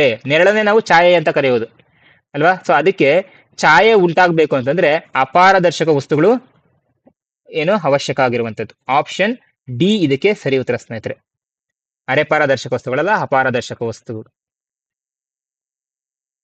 ಎಸ್, ನೀವು ಅವಾಗ್ಲೂ ಕೇಳಬಹುದು, ಸರ್ ಪೇಪರ್ ಒಂದನ್ನ ಇಟ್ಕೊಂಡ್ರೆ ಪೇಪರ್ ಮೇಲೇನು ಇದು ಬೀಳುತ್ತಲ್ಲ ಅಂದ್ರೆ, ಎಣ್ಣೆ ಸವರಿದ ಕಾಗದದ ನಾನು ಯಾವಾಗ್ಲೂ ಎಕ್ಸಾಂಪಲ್ ಕೊಟ್ಟಿದ್ದು ಏನು, ಪೇಪರ್ ಎನ್ನುವಂಥದ್ದೊಂದು ಅಪಾರದರ್ಶಕ ವಸ್ತುನೇ. ಪೇಪರ್ ಮೇಲೆ ಎಣ್ಣೆ ಸವರಿದಾಗ ಅದು ಅರೆ ಪಾರದರ್ಶಕ ವಸ್ತು ಆಗ್ತಾ ಹೋಗುತ್ತೆ ಸ್ನೇಹಿತರೆ. ಮುಂದಿನ ಪ್ರಶ್ನೆ, ವಿದ್ಯುತ್ ಮಂಡಲದ ನಿಯಂತ್ರಕ ಸಾಧನ ಯಾವುದು? ಸ್ವಿಚ್, ಫ್ಯೂಸ್, ತಂತಿಗಳು, ಬಲ್ಬ್. ವಿದ್ಯುತ್ ಮಂಡಲದಲ್ಲಿನ ನಿಯಂತ್ರಕ ಸಾಧನ ಸ್ವಿಚ್ಚ, ಫ್ಯೂಸ, ತಂತಿಗಳ, ಬಲ್ಬ. ಫಸ್ಟ್ ಆಫ್ ಆಲ್ ನೀವು ಈ ಒಂದು ಪಾಠದಲ್ಲಿ ವಿದ್ಯುತ್ ಮಂಡಲಗಳಿಗೆ ಸಂಕೇತಗಳ ಏನೆಲ್ಲ ತಿಳ್ಕೊಳ್ತೀವಿ, ಸಂಕೇತಗಳು ಯಾವೆಲ್ಲ ಇದಾವೆ. ಒಂದು ವಿದ್ಯುತ್ ಮಂಡಲ ಒಂದು ಕ್ಲೋಸ್ಡ್ ಸರ್ಕ್ಯೂಟ್ ಇದ್ರೆ ಅದರಲ್ಲಿ ನಾವು ಏನೇನೆಲ್ಲ ವಸ್ತುಗಳನ್ನ ಬಳಸ್ತೀವಿ ಅನ್ನೋದನ್ನ ನಿಮ್ಗೆ ಮೊದಲು ನೀಟಾಗಿ ಗೊತ್ತಿರಬೇಕಾಗತ್ತೆ. ಎಸ್, ನೆಕ್ಸ್ಟ್ ಕಮೆಂಟ್ ಮಾಡ್ತಾ ಹೋಗಿ. 15th ಒನ್ಗೆ ಕಮೆಂಟ್ ಮಾಡ್ತಾ ಹೋಗಿ. ಎಸ್, ಸಾಧ್ಯವಾದಷ್ಟು ಎಲ್ಲ ನೀವು ಎಲ್ಲ 14th ಆನ್ಸರ್ ಮಾಡ್ತಾ ಇದ್ದೀರಾ. 15th ಗೆ ಮೂವ್ ಆಗಿ ಸ್ವಲ್ಪ ಲೈವ್ ನ ಮುಂದಕ್ಕೆ ತಳ್ಳಿ. ಸೊ ನಿಮ್ಗಾಗ ಕ್ವಶನ್ಸ್ ಈಗ ಬೇಗ ಸಿಗ್ತಾ ಇರುತ್ತೆ. ಎಸ್, ಕಮೆಂಟ್ ಮಾಡ್ತಾ ಹೋಗಿ. 15th ಗೆ ಫ್ಯೂಸ್ ಬಿ ಅಂತ ಹೇಳ್ತಿದ್ದೀರಾ. Okay, B okay. 15th B. Yes, ವಿದ್ಯುತ್ ಮಂಡಲದಲ್ಲಿನ ನಿಯಂತ್ರಕ ಸಾಧನ. ಸೊ ವಿದ್ಯುತ್ ಮಂಡಲದಲ್ಲಿ ನಮಗೇನಾದ್ರೂ ಫ್ಯೂಸ್ ಏನಾದ್ರೂ ಇದ್ರೆ ಅದೇ ನಮಗೆ, ನಿಮ್ಗೆ ಆಪ್ಷನ್ಸ್ ಅಲ್ಲಿ ಸರಿಯಾಗಿ ನೋಡ್ಕೊಳ್ಳಿ ಸ್ನೇಹಿತರೆ. ಒಂದು ವಿದ್ಯುತ್ ಮಂಡಲ ಕೊಟ್ಟು ವಿದ್ಯುತ್ ಮಂಡಲದಲ್ಲಿ ಇಲ್ಲಿ ನಮಗೆ 2 ಆನ್ಸರ್ಸ್ ಬರ್ತಾ ಹೋಗ್ತವೆ. ನಾನು ಅದಕ್ಕೆ ಈ ಪ್ರಶ್ನೆ ತೆಗೆದಿರುವಂತದ್ದು. ಒಂದು ಸ್ವಿಚ್, ಒಂದು ಫ್ಯೂಸ್, 2 ಸರಿ ಆನ್ಸರ್ಗಳೇ. ಆದ್ರೆ ಯಾವಾಗ ಇದು ಈ ರೀತಿಯಾಗಿ ಆಗುತ್ತೆ ಅಂತಂದ್ರೆ, ಸರ್ ಕೆಮಿಸ್ಟ್ರಿನೂ ಮಾಡಿ ಸರ್, ಮುಂದೆ ಪ್ರಶ್ನೆಗಳಿದಾವೆ. 20ನೇ ಪ್ರಶ್ನೆಯಿಂದ ನಿಮ್ಗೆ ಕೆಮಿಸ್ಟ್ರಿ ಬರ್ತಾ ಹೋಗುತ್ತೆ. ಯಾವಾಗ ಬರ್ತಾ ಹೋಗುತ್ತೆ ಅಂತಂದ್ರೆ, ವಿದ್ಯುತ್ ಮಂಡಲದಲ್ಲಿ ನಮಗೆ ಮೇಯ್ನ್ ಆಗಿ ನಿಯಂತ್ರಕ ಸಾಧನ ಯಾವುದು ಅಂತಂದ್ರೆ ಫ್ಯೂಸ್. ಆಪ್ಷನ್ ಬಿನೇ. ಇನ್ ಕೇಸ್ ನಮ್ಗೆ ಆಪ್ಷನ್ಸ್ ಅಲ್ಲಿ ಫ್ಯೂಸ್ ಕೊಟ್ಟಿಲ್ಲ ಅಂತಂದ್ರೆ ನಿಯಂತ್ರಣ ಮಾಡೋ ಸಾಧನ ಯಾವುದು? ಸ್ವಿಚ್ ಆಗುತ್ತೆ ಸ್ನೇಹಿತರೆ. ಸೊ ಅದಕ್ಕೆ ಈ ಎರಡು ಆಪ್ಷನ್ಸ್ ಆಗ್ತಾ ಹೋಗುತ್ತೆ. ಆದ್ರೆ ಯಾವ ಆಪ್ಷನ್ಸ್ ತುಂಬಾ ನಾವು ಹೈಲೈಟ್ ಮಾಡಬೇಕು ಎನ್ನುವಂಥದ್ದು ಇಂಪಾರ್ಟೆಂಟ್ ಆಗಿ ನಿಮ್ಗೆ ಗೊತ್ತಿರಬೇಕಾಗುತ್ತೆ. ಗುಡ್, ಎಲ್ಲರೂ ಸರಿ ಉತ್ತರಗಳನ್ನೇ ಕೊಟ್ಟಿದ್ದೀರಾ. ಮುಂದಿನ ಪ್ರಶ್ನೆಯನ್ನ ಚರ್ಚೆ ಮಾಡ್ತಾ ಹೋಗೋಣ. ಮುಂದಿನ ಪ್ರಶ್ನೆ, ಸ್ವಿಚ್ಗಳು, ವಿದ್ಯುತ್ ಪ್ಲಗ್ಗಳು, ಸಾಕೆಟ್ಗಳನ್ನ ಇವುಗಳಿಂದ ತಯಾರಿಸಿರುತ್ತಾರೆ. ಕಾಂತೀಯ ಪದಾರ್ಥಗಳು, ವಿದ್ಯುತ್ ವಾಹಕಗಳು, ಅಕಾಂತೀಯ ಪದಾರ್ಥಗಳು, ವಿದ್ಯುತ್ ಅವಾಹಕಗಳು. ಸ್ವಿಚ್ಗಳು, ವಿದ್ಯುತ್ ಪ್ಲಗ್ಗಳು, ಸಾಕೆಟ್ಗಳು ಇವುಗಳಿಂದ ತಯಾರಿಸಿರ್ತಾರೆ. ಕಾಂತೀಯ ಪದಾರ್ಥಗಳ, ವಿದ್ಯುತ್ ವಾಹಕಗಳ, ಅಕಾಂತೀಯ ಪದಾರ್ಥಗಳ, ವಿದ್ಯುತ್ ಅವಾಹಕಗಳ. Ohm or rheostat also control. Sir, options ನೋಡಿ ನಾವು ಆನ್ಸರ್ ಮಾಡ್ಬೇಕಾಗುತ್ತೆ. ಅಲ್ಲ, ನೀವು ಹೇಳ್ತಿರುವಂತದ್ದು ಕರೆಕ್ಟೇ. ಅದನ್ನ ನಿಯಂತ್ರಣ ಮಾಡೋದಕ್ಕೆ, ವಿದ್ಯುತ್ ಮಂಡಲ ನಿಯಂತ್ರಣ ಮಾಡೋದಕ್ಕೆ, ವಿದ್ಯುತ್ತನ್ನ ನಿಯಂತ್ರಣ ಮಾಡೋದಕ್ಕೆ ತುಂಬಾ ಸಾಧನಗಳಿದಾವೆ. ರಿಯೋಸ್ಟಾಟ್ ಮಾಡುತ್ತೆ, ವೇರಿಯೇಟ್ ಮಾಡುತ್ತೆ. ಓಮ್ ಸಹ, ಓಮ್ ಮೀನ್ಸ್ ಏನದು, ರೋಧ ಸಹ ಅದನ್ನ ನಿಯಂತ್ರಣ ಮಾಡ್ತಾ ಹೋಗುತ್ತೆ. ತನ್ನ ಕೈಲಾದಷ್ಟು ಮಟ್ಟಿಗೆ ಅದು ನಿಯಂತ್ರಣ ಮಾಡ್ತಾ ಹೋಗುತ್ತೆ. ಅದರ ಕೆಪಾಸಿಟಿ ಎಷ್ಟಿದೆ ಅಷ್ಟು. ಕೊಟ್ಟಿರುವಂತ ಆಪ್ಷನ್ಸ್ ಅಲ್ಲಿ ಅದು ಆನ್ಸರ್ ಅಂತ ಹೇಳಿದೆ ಅಷ್ಟೇ. ಎಸ್, ಮುಂದಿನ ಪ್ರಶ್ನೆ 16th ಅಂತ ಹೇಳ್ತಿದ್ದೀರಾ. 16th ಒನ್ ಸಿ, ಅಕಾಂತೀಯ ಪದಾರ್ಥಗಳು ಅಂತ ಹೇಳ್ತಿದ್ದೀರಾ. ಸ್ನೇಹಿತರೆ, ಇದ್ರ ಮೊದಲಿಗೆ ಈ ಪದಗಳ ಅರ್ಥ ತಿಳ್ಕೊಳ್ಳಿ. ಕಾಂತೀಯ ಪದಾರ್ಥಗಳು ಅಂತಂದ್ರೆ ಯಾವ ವಸ್ತು, ಫಾರ್ ಎಕ್ಸಾಂಪಲ್ ಒಂದು ಮ್ಯಾಗ್ನೆಟ್ ಅಂತ ತಗೊಂಡಿದೀವಿ ಅಂತಂದ್ರೆ ಅದು ಯಾವ ವಸ್ತುಗಳನ್ನ ಆಕರ್ಷಣೆ ಮಾಡುತ್ತೋ ಅದನ್ನ ನಾವು ಕಾಂತೀಯ ಪದಾರ್ಥಗಳು ಅಂತ ಕರಿತೀವಿ. ಯಾವ್ದನ್ನ ಆಕರ್ಷಣೆ ಮಾಡೋದಿಲ್ವೋ ಅದನ್ನ ಅಕಾಂತೀಯ ಪದಾರ್ಥಗಳು ಅಂತ ಕರಿತೀವಿ. ಯಾವ ವಸ್ತು ತನ್ನ ಮೂಲಕ ವಿದ್ಯುತ್ತನ್ನ ಅರಿಯಲು ಬಿಡುತ್ತೋ ಅದನ್ನ ನಾವು ವಿದ್ಯುತ್ ವಾಹಕಗಳು ಅಂತ ಕರಿತೀವಿ. ಯಾವ ವಸ್ತು ತನ್ನ ಮೂಲಕ ವಿದ್ಯುತ್ತನ್ನ ಅರಿಯಲು ಬಿಡೋದಿಲ್ಲ ಅದನ್ನ ವಿದ್ಯುತ್ ಅವಾಹಕಗಳು ಅಂತ ಕರಿತೀವಿ. ಸೊ ಯಾವುದು? ಎಸ್, ತುಂಬಾ ಕನ್ಫ್ಯೂಸ್ ಆಗ್ತಿದ್ದೀರಾ ಸ್ನೇಹಿತರೆ. ಸ್ವಿಚ್ಗಳು, ವಿದ್ಯುತ್ ಪ್ಲಗ್ಗಳು, ಸಾಕೆಟ್ಗಳನ್ನ ತಯಾರು ಮಾಡೋದು ಯಾವ್ದ್ರಿಂದ ಅಂತಂದ್ರೆ ವಿದ್ಯುತ್ ವಾಹಕಗಳಿಂದ. ಸೊ ಡಿ ಯಾಕಾಗೋದಿಲ್ಲ ಸರ್, ವಿದ್ಯುತ್ ಅವಾಹಕಗಳು ಯಾಕಾಗೋದಿಲ್ಲ ಅಂತಂದ್ರೆ ಈ ಸ್ವಿಚ್ಗಳ ಮೇಲೆ ಒಂದು ಲೇಪನ ಮಾಡಿರ್ತಾರೆ. ಸ್ವಿಚ್ಗಳ ಮೇಲೆ ಕೆಲವೊಂದಿಷ್ಟು ಪದಾರ್ಥಗಳನ್ನ, ಪ್ಲಾಸ್ಟಿಕ್ ಅನ್ನು ಸೊ ಆ ರೀತಿಯಾಗಿ ಬಳಸಿರ್ತಾರೆ. ಅವುಗಳ ಮೇಲೆ ಬಳಸಿರುವಂತದ್ದು ಅವಾಹಕಗಳು. ಏನು, ವಾಹಕಗಳ ಮೇಲೆ ಹೊದಿಕೆಯಾಗಿ ಅವಾಹಕಗಳನ್ನ ಬಳಸ್ತೀವಿ. ಸ್ವಿಚ್ಗಳನ್ನ, ವಿದ್ಯುತ್ ಪ್ಲಗ್ಗಳನ್ನ ತಯಾರಿಸೋದು ವಿದ್ಯುತ್ ವಾಹಕಗಳಿಂದ. ಏನಕ್ಕೆ ಅಂದ್ರೆ ಅದ್ರ ಮೂಲಕ ವಿದ್ಯುತ್ ಹರಿಬೇಕಲ್ವಾ. ಸ್ವಿಚ್ ಆಗಿರ್ಲಿ, ವಿದ್ಯುತ್ ಪ್ಲಗ್ ಆಗಿರ್ಲಿ, ಸಾಕೆಟ್ ಆಗಿರ್ಲಿ, ಅದ್ರ ಮೂಲಕ ವಿದ್ಯುತ್ ಹರಿಬೇಕು. ಸೊ ಅದನ್ನ ವಿದ್ಯುತ್ ವಾಹಕಗಳು. ಸೊ ಅದ್ರ ಮೇಲೆ ನಾವು ಅದನ್ನ ಮುಟ್ಟಿದಾಗ ನಮ್ಗೆ ಯಾವುದೇ ರೀತಿಯ ಶಾಕ್ ಹೊಡಿದೇ ಇರಲಿ ಅಂತ ಹೇಳ್ಬಿಟ್ಟು ನಾವು ಅದ್ರ ಮೇಲೆ ಹೊದಿಕೆಯಾಗಿ ವಿದ್ಯುತ್ ವಾಹಕಗಳನ್ನು ಬಳಸಿರ್ತೀವಿ ಅಷ್ಟೇ. ಬಟ್ ತಯಾರಿಸಿರೋದು ನಮ್ಗೆ ವಿದ್ಯುತ್ ವಾಹಕಗಳೇ ತುಂಬಾ ಇಂಪಾರ್ಟೆಂಟ್. ವಿದ್ಯುತ್ ವಾಹಕಗಳಿಂದನೇ ತಯಾರು ಮಾಡ್ತಾ ಹೋಗಿರ್ತಾರೆ. ಆಪ್ಷನ್ ಬಿ ಸರಿ ಉತ್ತರ ಸ್ನೇಹಿತರೆ. ಸೊ ನೀವು ಬೇಕಾದ್ರೆ ಇದಕ್ಕೆ ನಿಮ್ಗೆ 7th ಅಲ್ಲಿ ಇದೆ. ಸೊ 7th ಅಲ್ಲಿ 6th ಅಲ್ಲಿ ಚಾಪ್ಟರ್ ಇದೆ. ಅಲ್ಲಿ ನೀವು ಹೋಗಿ ನಿಮ್ಗೆ ಈಸಿಯಾಗಿ ಕಾನ್ಸೆಪ್ಟ್ ನಿಮ್ಗೆ ಈಸಿಯಾಗಿ ಅಲ್ಲಿ ನೀಟಾಗಿ ಇದೇ ಒಂದು ಲೈನೇ ಕೊಟ್ಟಿದ್ದಾರೆ. ಸ್ವಿಚ್ಗಳು, ವಿದ್ಯುತ್ ಪ್ಲಗ್ಗಳು ಮತ್ತೆ ಸಾಕೆಟ್ಗಳನ್ನ ನಾವು ವಿದ್ಯುತ್ ವಾಹಕಗಳಿಂದ ತಯಾರಿಸ್ತೀವಿ. ಈ ಏನು ವಿದ್ಯುತ್ ವಾಹಕಗಳನ್ನು ತಯಾರಿಸಿರ್ತವೆ ಇವುಗಳಿಗೆ ನಮಗೆ ಯಾವುದೇ ರೀತಿಯಾದಂತ ತೊಂದರೆ ಆಗದೆ ಇರೋದಕ್ಕೋಸ್ಕರ ನಾವು ವಿದ್ಯುತ್ ವಾಹಕಗಳನ್ನ ಬಳಸ್ತಾ ಹೋಗ್ತೀವಿ ಎನ್ನುವಂಥದ್ದನ್ನ ಹೇಳ್ತಾ ಹೋಗ್ತಾರೆ ಸ್ನೇಹಿತರೆ. ಸೊ ನೆಕ್ಸ್ಟ್ ಮುಂದಿನ ಒಂದು ಪ್ರಶ್ನೆಯನ್ನ ಚರ್ಚೆ ಮಾಡ್ತಾ ಹೋಗೋಣ. ಮುಂದಿನ ಪ್ರಶ್ನೆ, ಕೆಳಗಿನವುಗಳಲ್ಲಿ ಕೃತಕ ಕಾಂತವಲ್ಲದ್ದು: ದಂಡಕಾಂತ, ಕುದುರೆಲಾಳದ ಕಾಂತ, ದಿಕ್ಸೂಚಿ, ಸ್ತಂಭಾಕೃತಿ ತುದಿಯ ಕಾಂತ. ದಂಡಕಾಂತ, ಕುದುರೆಲಾಳದ ಕಾಂತ, ದಿಕ್ಸೂಚಿ, ಸ್ತಂಭಾಕೃತಿ ತುದಿಯ ಕಾಂತ. ಕೃತಕ ಕಾಂತವಲ್ಲದ್ದು. ಸೊ ವಾತಾವರಣದಲ್ಲಿ ನಮಗೆ ನೈಸರ್ಗಿಕ ಕಾಂತ ಮತ್ತು ಕೃತಕ ಕಾಂತಗಳಂತ ಎರಡು ಕಾಂತಗಳಿದಾವೆ. ನೈಸರ್ಗಿಕವಾಗಿ ಸಿಗುವಂತಹ ಮ್ಯಾಗ್ನೆಟ್ಗೆ ನಾವು ನಮ್ಗೆ ಸಾಮಾನ್ಯವಾಗಿ ಏನ್ ನಾರ್ಮಲ್ ಅಷ್ಟೇ ನಾವು ನೈಸರ್ಗಿಕ ಕಾಂತ ಅಂತ ಕರಿತೀವಿ. ನಾವು ಮಾನವನ ಉಪಯೋಗಕ್ಕೋಸ್ಕರ ಕೆಲವೊಂದು ಕಾಂತಗಳನ್ನ ವಿವಿಧ ಆಕಾರಗಳಲ್ಲಿ ನಾವು ಅದನ್ನ ತಯಾರು ಮಾಡ್ಕೊಂಡಿದ್ದೀವಿ.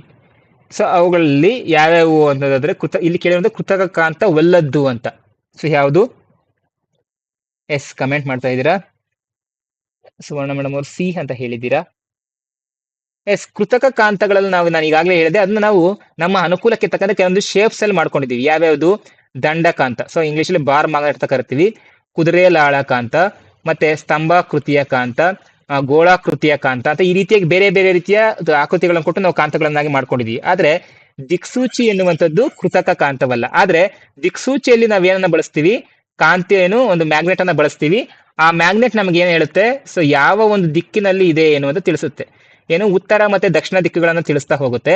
ಉತ್ತರ ಮತ್ತೆ ದಕ್ಷಿಣ ದಿಕ್ಕುಗಳನ್ನು ತಿಳಿಸ್ತಾ ಹೋದಾಗ ನಾವು ಈಸಿಯಾಗಿ ನಾವು ಪೂರ್ವ ಮತ್ತೆ ಪಶ್ಚಿಮ ದಿಕ್ಕುಗಳನ್ನು ತಿಳ್ಕೊಳ್ತಾ ಹೋಗೋದು. ಅಂದ್ರೆ ಇದು ದಿಕ್ಕುಗಳನ್ನು ತಿಳ್ಕೊಳ್ಳೋದಕ್ಕೆ ನಮಗೆ ಸಹಾಯ ಮಾಡ್ತಾ ಹೋಗುತ್ತೆ ದಿಕ್ಸೂಚಿ. ಸೊ ಹೇಗೆ ದಿಕ್ಸೂಚಿ ಸಹಾಯ ಮಾಡುತ್ತೆ? ಅದರೊಳಗಡೆ ಮ್ಯಾಗ್ನೆಟ್ ಇರುತ್ತೆ. ಪ್ರತಿ ಸಲ ಅಷ್ಟೇ ನಿಮಗೆ 7th ಅಲ್ಲಿ ಒಂದು ಕಾನ್ಸೆಪ್ಟ್ ಇದೆ. ಸ್ವತಂತ್ರವಾಗಿ ತೂಗು ಬಿಟ್ಟಂತ ಒಂದು ದಿಕ್ಸೂಚಿ ಯಾವಾಗಲೂ ಯಾವ ಕಡೆ ಬಂದು ನಿಂತ್ಕೊಂಡಿರುತ್ತೆ? ಉತ್ತರ ಮತ್ತೆ ದಕ್ಷಿಣ ಭಾಗದಲ್ಲಿ ಬಂದು ನಿಂತ್ಕೊಂಡಿರುತ್ತೆ. ಅಂದ್ರೆ ದಿಕ್ಸೂಚಿನೂ ಅಷ್ಟೇ, ದಿಕ್ಸೂಚಿ ನಾವು ನೇರವಾಗಿ ಇಟ್ಕೊಂಡಾಗ ಅದು ನಮ್ಗೆ ಯಾವಾಗಲೂ ಏನ್ ತೋರಿಸುತ್ತೆ, ಉತ್ತರ ಮತ್ತೆ ದಕ್ಷಿಣ ದಿಕ್ಕುಗಳನ್ನೇ ತೋರಿಸುತ್ತೆ. ಅದು ಉತ್ತರ ಮತ್ತೆ ದಕ್ಷಿಣ ದಿಕ್ಕ ಅಂತ ತೋರಿಸಿದೆ ಅಂತಂದ್ರೆ ಅಲ್ಲಿಂದ ಅದು ಬಲಭಾಗಕ್ಕೆ ನಮ್ಗೆ ಏನ್ ತೋರಿಸುತ್ತೆ, ಪೂರ್ವ, ಎಡಭಾಗಕ್ಕೆ ಪಶ್ಚಿಮ ಇದೆ ಅನ್ನುವಂಥದ್ದು ನಾವು ಈಸಿಯಾಗಿ ದಿಕ್ಕುಗಳನ್ನ ಕಂಡುಹಿಡ್ಕೋಬಹುದು ಸ್ನೇಹಿತರೆ. 17C ಸರಿಯಾದ ಉತ್ತರ ಆಗಿದೆ. ಮುಂದಿನ ಪ್ರಶ್ನೆ 18ನೇ ಪ್ರಶ್ನೆ. ಇದ್ರ ಬಗ್ಗೆ ನಾವು ಈಗಾಗಲೇ ಡಿಸ್ಕಸ್ ಮಾಡಿದೀವಿ, ಆದ್ರೆ ಕ್ವಶನ್ ಸ್ವಲ್ಪ ಡಿಫ್ರೆಂಟ್ ಇದೆ. ಪ್ರಯೋಗಶಾಲಾ ತಾಪಮಾಪಕದ ಅಳತೆಯ ವ್ಯಾಪ್ತಿ ಎಷ್ಟು ಎನ್ನುವಂಥದ್ದು. ಆಪ್ಷನ್ ಎ 35°C ಇಂದ 42°C, ಆಪ್ಷನ್ ಬಿ -10°C ಇಂದ 110°C, 0°C ಇಂದ 100°C, 27°C ಇಂದ 42°C. ಸೊ ಕಮೆಂಟ್ ಮಾಡ್ತೀರಿ.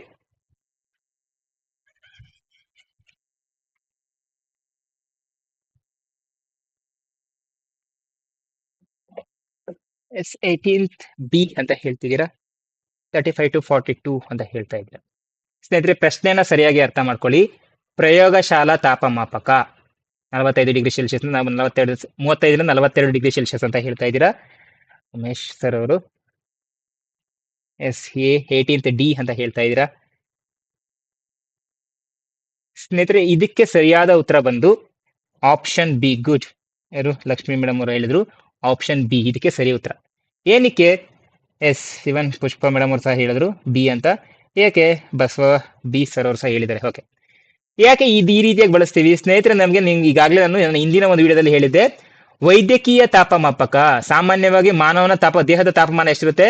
37°C ಇರುತ್ತೆ. ಸೊ ಅದಕ್ಕೆ ನಾವು ಅದನ್ನ ಅಳಿಬೇಕು ಅಂತಂದ್ರೆ 0ಯಿಂದ 100°C ವರೆಗೂ ಅವಶ್ಯಕತೆ ಇಲ್ಲ. ಎಷ್ಟರಿಂದ ಎಷ್ಟು? ಸಾಮಾನ್ಯವಾಗಿ ಮನುಷ್ಯನ °C ಜ್ವರ ಬಂದಾಗ್ಲೂ ಅಷ್ಟೇ ನಮ್ಗೆ 39ರಿಂದ 41°C ಲಾಸ್ಟ್ ಆಗುತ್ತೆ.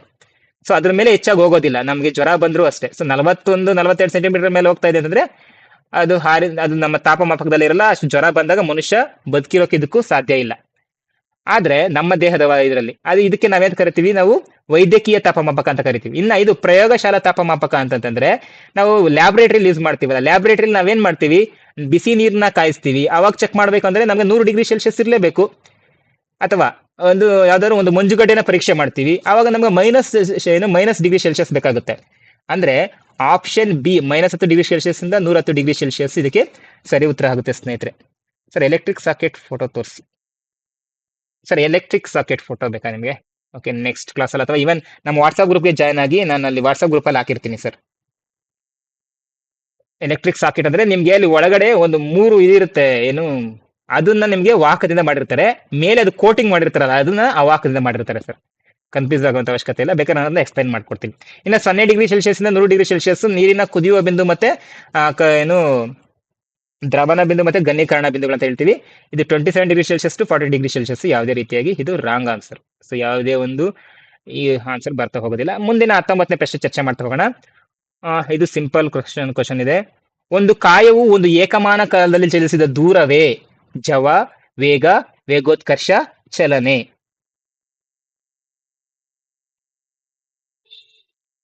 ಯಾವ್ದು ಸ್ನೇಹಿತರೆ? ಒಂದು ಕಾಯವು ಒಂದು ಏಕಮಾನ ಕಾಲದಲ್ಲಿ ಚಲಿಸಿದ ಕ್ರಮಿಸಿದ ದೂರ.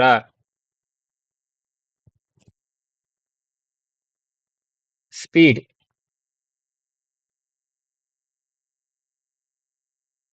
ಓಕೆ, ಎ ಅಂತ ಹೇಳ್ತಾ ಇದ್ದೀರಾ.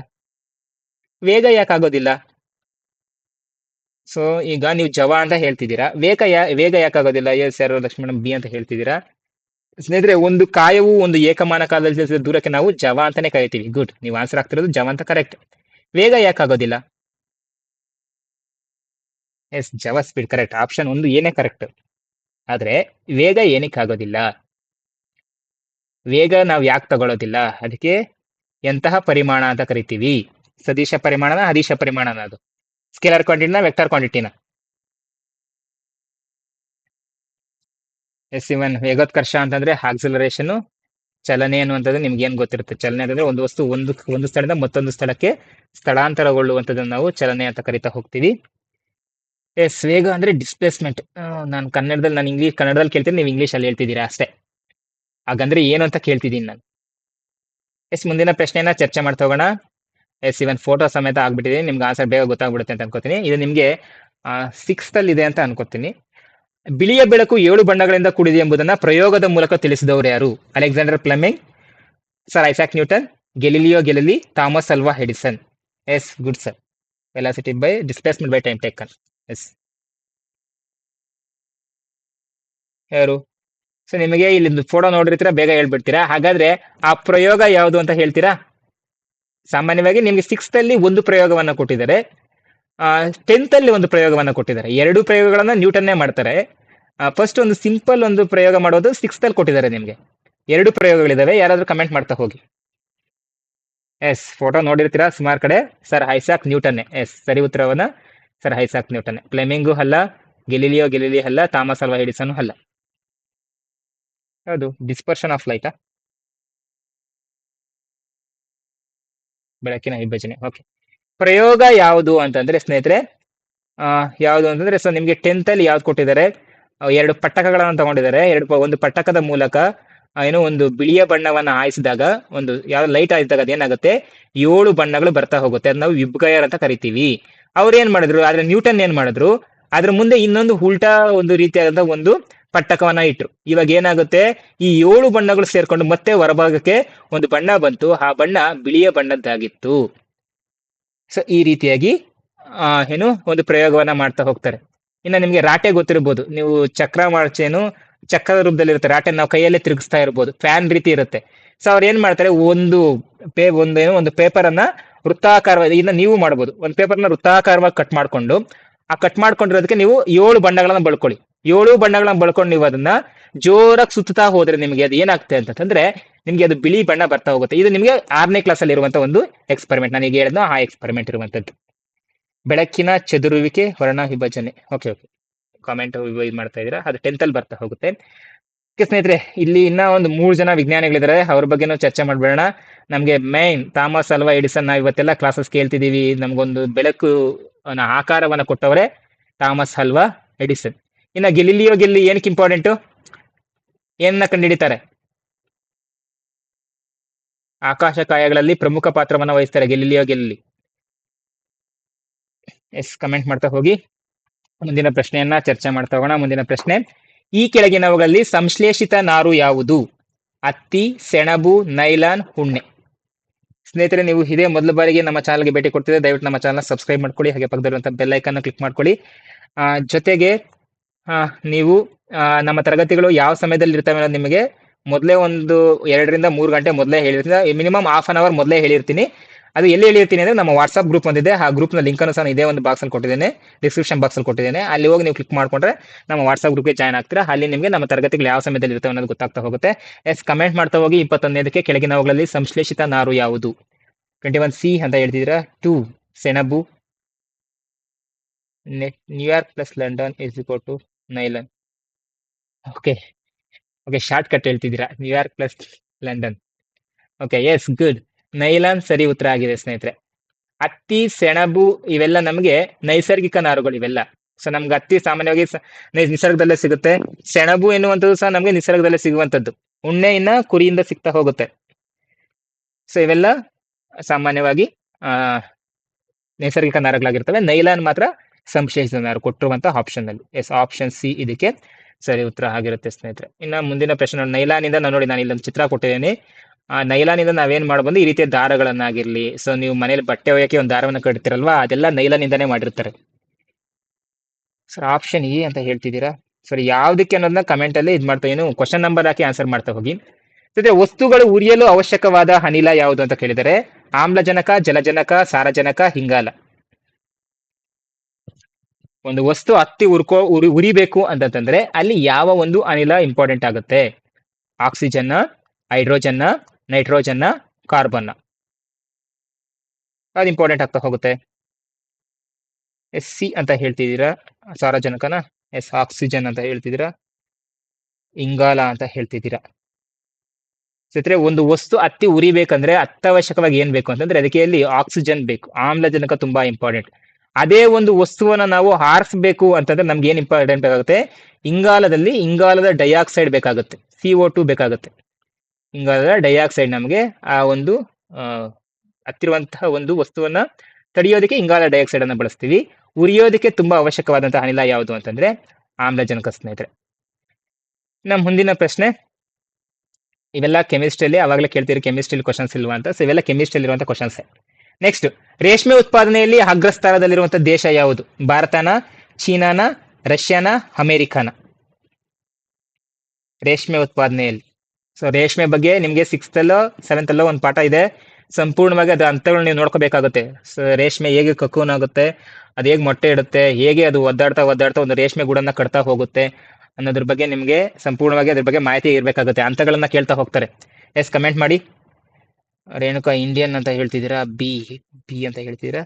ಸ್ನೇಹಿತರೆ, ಇದಕ್ಕೆ ಆಪ್ಷನ್ ಕೊಟ್ಟಿದ್ದೀನಿ ನಿಮ್ಗೆ, ಈಸಿಯಾಗಿ ನೀವು ಹೇಳ್ತೀರಾ ಭಾರತ ಅಂತ. ನೀವೆಲ್ಲರೂ ಆಪ್ಷನ್ ಕೊಟ್ಟರೆ ಭಾರತ ಟಿಕ್ ಮಾಡ್ಬಿಡ್ತೀರಾ. ಸಾಮಾನ್ಯವಾಗಿ ರೇಷ್ಮೆ ಉತ್ಪಾದನೆಯಲ್ಲಿ ಭಾರತ ಅಗ್ರಸ್ಥಾನದಲ್ಲಿಲ್ಲ, ಚೀನಾ ಅಗ್ರಸ್ಥಾನದಲ್ಲಿದೆ. ಚೀನಾ ನಂಬರ್ 1 ಕಂಟ್ರಿ. ಸೊ ನೆಕ್ಸ್ಟ್ 24ನೇ ಪ್ರಶ್ನೆಯನ್ನ ಚರ್ಚೆ ಮಾಡ್ತಾ ಹೋಗೋಣ. ಮುಂದಿನ ಪ್ರಶ್ನೆ, ಈ ಕೆಳಗಿನವುಗಳಲ್ಲಿ ಆಸ್ಕಾರ್ಬಿಕ್ ಆಮ್ಲವನ್ನು ಹೊಂದಿರುವ ಪದಾರ್ಥ ಯಾವುದು? ಸ್ನೇಹಿತರೆ, ನಾನು ಈ ರೀತಿ ಪ್ರಶ್ನೆಗಳು ಬಂದಾಗ ನಿಮಗೆ ಸ್ವಲ್ಪ ಮಟ್ಟದ ನಾಲೆಡ್ಜ್ ಇದ್ರೂ ಸಾಕು, ನೀವು ಆರಾಮಾಗಿ ಕ್ವಶನ್ಸ್ಗೆ ಆನ್ಸರ್ ಮಾಡ್ತಾ ಹೋಗ್ಬೋದು. ಏನಕ್ಕೆ? ಎಲಿಮಿನೇಷನ್ ಮೆಥಡ್ನ ಯೂಸ್ ಮಾಡ್ಕೊಂಡು ಹೋಗ್ಬೇಕು. ಸೊ ನೆಲ್ಲಿಕಾಯಿನ, ಹುಣಸೆ ಹಣ್ಣುನ, ಕಿತ್ಲೆನ, ವಿನೆಗರ ಎನ್ನುವಂಥದ್ದು. ಸೊ ನಿಮಗೆ ಇದರಲ್ಲಿ ಹುಣಸೆ ಹಣ್ಣಿನ ಬಗ್ಗೆ ಗೊತ್ತಿದೆ. ಹುಣಸೆ ಹಣ್ಣಿಗೆ ಯಾವ ಆಮ್ಲ ಇರುತ್ತೆ? ಹುಣಸೆ ಹಣ್ಣಿನಲ್ಲಿ ಟಾರ್ಟರಿಕ್ ಆಮ್ಲ ಇರುತ್ತೆ. ಕಿತ್ತಳೆಯಲ್ಲಿ ಸಿಟ್ರಿಕ್ ಆಮ್ಲ ಇರುತ್ತೆ. ವಿನೆಗರಲ್ಲಿ ಯಾವ್ದಿರುತ್ತೆ ಮಕ್ಕಳೇ? ಸ್ನೇಹಿತರೆ, ಸಾರಿ ಮಕ್ಕಳೇ ಅಂದ್ಬಿಟ್ಟೆ, ಶಾಲೆಯಲ್ಲಿ ಮಾತಾಡಿ ಅದು ಅಭ್ಯಾಸ ಆಗುತ್ತೆ. ಸಾರಿ. ವಿನೆಗರ್ ಎನ್ನುವಂಥದ್ದು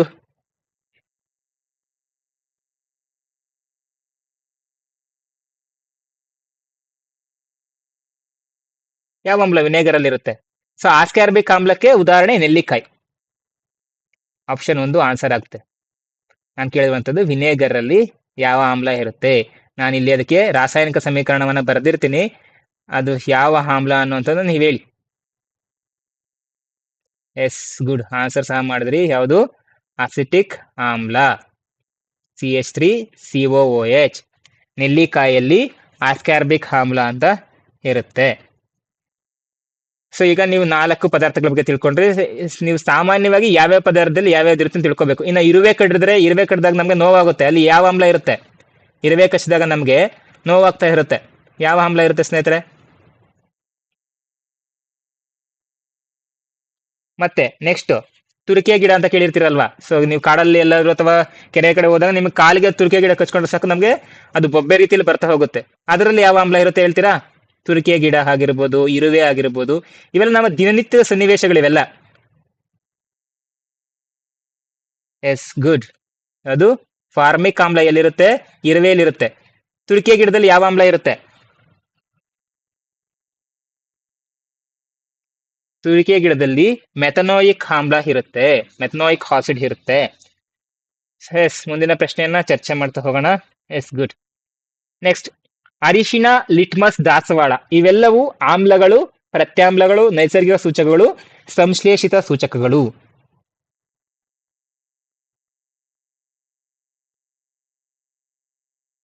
ಅರಿಶಿನ, ಲಿಟ್ಮಸ್, ದಾಸವಾಳ. ಸೊ ನೋಡಿದ ತಕ್ಷಣ ನಿಮಗೆ ಇಲ್ಲಿ ಗೊತ್ತಾಗ್ಬಿಟ್ಟಿರುತ್ತೆ. ಲಿಟ್ಮಸ್ ಕಾಗದ ನೀವು ನೋಡೇ ಇರ್ತೀರಾ. ಲಿಟ್ಮಸ್ ಕಾಗದ ಅಂದ ತಕ್ಷಣ ನಿಮ್ಗೆ ಗೊತ್ತಾಗ್ಬಿಡುತ್ತೆ ಇದರಲ್ಲಿ ಯಾವುದು ಎನ್ನುವಂಥದ್ದು.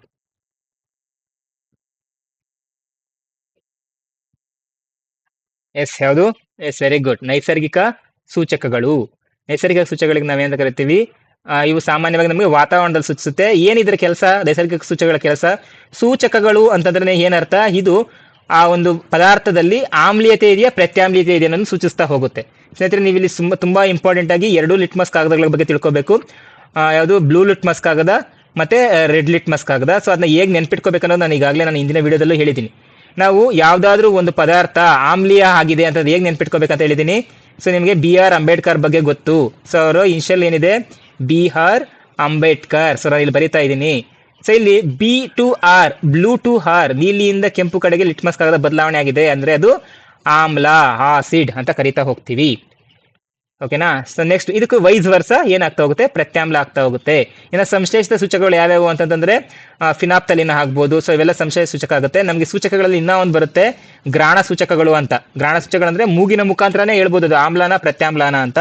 ಸೊ ಅದು ಯಾವ್ಯಾವುದು ಅಂತಂದ್ರೆ ಈರುಳ್ಳಿ ಬರ್ಬೋದು, ಲವಂಗ, ಅವೆಲ್ಲ ಗ್ರಾಣ ಸೂಚಕಗಳಾಗುತ್ತೆ. ಇನ್ನ ಈ ಆಮ್ಲಗಳು ಪ್ರತ್ಯಾಮ್ಲಗಳನ್ನ ಕಂಡುಹಿಡಿಯೋದಕ್ಕೆ ಈ ಸೂಚಕಗಳು ಇರುವಂತದ್ದು, ನೈಸರ್ಗಿಕ ಮತ್ತೆ ಸಂಶ್ಲೇಷಿತ ಸೂಚಕಗಳು ಇರುವಂತದ್ದು. ಎಸ್, ಮುಂದಿನ ಪ್ರಶ್ನೆಯನ್ನ ಚರ್ಚೆ ಮಾಡ್ತಾ ಹೋಗೋಣ. ಮುಂದಿನ ಪ್ರಶ್ನೆ, ಈ ಕೆಳಗಿನವುಗಳಲ್ಲಿ ಭೌತ ಬದಲಾವಣೆಗೆ ಉದಾಹರಣೆ ಇದು? ಹಣ್ಣುಗಳು ಮಾಗುವುದು, ಆಹಾರ ಜೀರ್ಣವಾಗುವುದು, ಮಂಜುಗಡ್ಡೆ ಕರಗುವುದು, ಕಬ್ಬಿಣ ತುಕ್ಕು ಹಿಡಿಯುವುದು. ಸ್ನೇಹಿತರೆ, ಇದು ನಿಮಗೆ ಕೇವಲ 7th ಅಲ್ಲಿ ಅಷ್ಟೇ ಅಲ್ಲ, ಇವನ್ 9th ಅಲ್ಲೂ ಸಹ ಈ ಕ್ವಶನ್ ಬರ್ತಾ ಹೋಗುತ್ತೆ. ಭೌತ ಬದಲಾವಣೆ ಮತ್ತೆ ರಾಸಾಯನಿಕ ಬದಲಾವಣೆ ಅಂತ. ಈ ಕಾನ್ಸೆಪ್ಟ್ ನಿಮಗೆ ಗೊತ್ತಿದ್ರೆ ಮಾತ್ರ 10th ಅಲ್ಲಿ ನಿಮಗೆ ಒಂದು ಚಾಪ್ಟರ್ ಇದೆ, ಮೊದಲನೇ ಚಾಪ್ಟರ್ ಇದೆ ರಾಸಾಯನಿಕ ಕ್ರಿಯೆಗಳು ಮತ್ತೆ ಸಮೀಕರಣಗಳಂತ. ಆ ಪಾಠ ನಿಮಗೆ ಮಾಡ್ಲಿಕ್ಕೆ ತುಂಬಾ ಸುಲಭ ಆಗ್ತಾ ಹೋಗುತ್ತೆ ಈ ಒಂದು ಪಾಠ ನಿಮ್ಗೆ ಗೊತ್ತಾಗಿದೆ ಅಂತಂದ್ರೆ. ಅದು 26C ಅಂತ ಹೇಳ್ತಾ ಇದ್ದೀರಾ? S, good. ಎಸ್, ಕಮೆಂಟ್ ಮಾಡ್ತಾ ಹೋಗಿ. ಯಾಕಂದ್ರೆ ಭೌತ ಬದಲಾವಣೆ ಅಂತಂದ್ರೆ ಏನು? ಯಾವ್ದಾದ್ರೂ ಒಂದು ವಸ್ತುವನ್ನ ನಾವು ಯಾವ್ದಾದ್ರು ಒಂದು ಪ್ರಕ್ರಿಯೆಗೆ ಒಳಪಡಿಸಿದಾಗ ಮರಳಿ ಪಡೆಯಬಹುದು, ಆದ್ರೆ ಅದನ್ನ ನಾವು ಭೌತ ಬದಲಾವಣೆ ಅಂತ ಕರಿತೀವಿ. ಫಾರ್ ಎಕ್ಸಾಂಪಲ್ ಏನ್ ಸರ್ ಅಂದ್ರೆ, ನಾನು ಇದಕ್ಕೆ ಸರಿ ಉತ್ತರ ಆಪ್ಷನ್ ಸಿ, ಮಂಜುಗಡ್ಡೆ. ಹೇಗೆ ಇದು ಭೌತ ಬದಲಾವಣೆಗೆ ಉದಾಹರಣೆ ಆಗುತ್ತೆ? ಮಂಜುಗಡ್ಡೆನ ಕರಗಿಸಿದಾಗ ನಮ್ಗೆ ಏನಾಗುತ್ತೆ? ನೀರಾಗುತ್ತೆ. ಆದ್ರೆ ಅದೇ ನೀರಿನಿಂದ ನಾವು ಮತ್ತೆ ಮಂಜುಗಡ್ಡೆ ಮಾಡ್ಬೋದಾ? ಎಸ್, ಮಾಡ್ಕೋಬಹುದು. ನೀರನ್ನು ನಾವು ಮತ್ತೆ ಫ್ರಿಜ್ ಅಲ್ಲಿ ಇಟ್ರೆ ಏನಾಗುತ್ತೆ? ಮತ್ತೆ ಮಂಜುಗಡ್ಡೆ ಆಗ್ತಾ ಹೋಗುತ್ತೆ. ಅಂದ್ರೆ ವೈಸ್ ವರ್ಸ, ರಿವರ್ಸ್ ಆಗ್ತಾ ಹೋಗುತ್ತೆ ಭೌತ ಬದಲಾವಣೆ. ಆದ್ರೆ ರಾಸಾಯನಿಕ ಬದಲಾವಣೆಯಲ್ಲಿ ಒಮ್ಮೆ ಪ್ರಕ್ರಿಯೆಗೆ ಒಳಪಟ್ಟ ಮೇಲೆ ಅದು ಮತ್ತೆ ವಾಪಸ್ಸಾಗಿ ಅದೇ ಒಂದು ವಸ್ತು ವಾಪಸ್ ಬರೋದಿಲ್ಲ. ಫಾರ್ ಎಕ್ಸಾಂಪಲ್ ಇರುವಂತಹ ಒಂದು ಪ್ರಶ್ನೆ, ಇಲ್ಲಿರುವಂತಹ ಆಪ್ಷನ್ಸ್ ನೋಡ್ತಾ ಹೋಗೋಣ. ಹಣ್ಣುಗಳು ಮಾಗೋದು. ಸೊ ಮೊದಲು ಕಾಯಿ ಆಗಿರುತ್ತೆ, ಹಣ್ಣಾಗುತ್ತೆ, ಮತ್ತೆ ಹಣ್ಣು ಕಾಯಿ ಆಗುತ್ತಾ? ಸೊ ಕಾಯಿ ಆಗೋದಿಲ್ಲ. ಅಂದ್ರೆ ಇದು ರಾಸಾಯನಿಕ ಬದಲಾವಣೆ. ಆಹಾರ ಜೀರ್ಣ ಆಗೋದು, ನಾವು ತಿಂದಂತಹ ಆಹಾರ ಜೀರ್ಣ ಆಗುತ್ತೆ. ಸೊ ಜೀರ್ಣ ಆಗಿರೋ ಆಹಾರ ಮತ್ತೆ ಬೇಕು ಅಂತಂದ್ರೆ ಮತ್ತೆ ವಾಪಸ್ ನಮ್ಗೆ ಆಹಾರ ಬರುತ್ತಾ?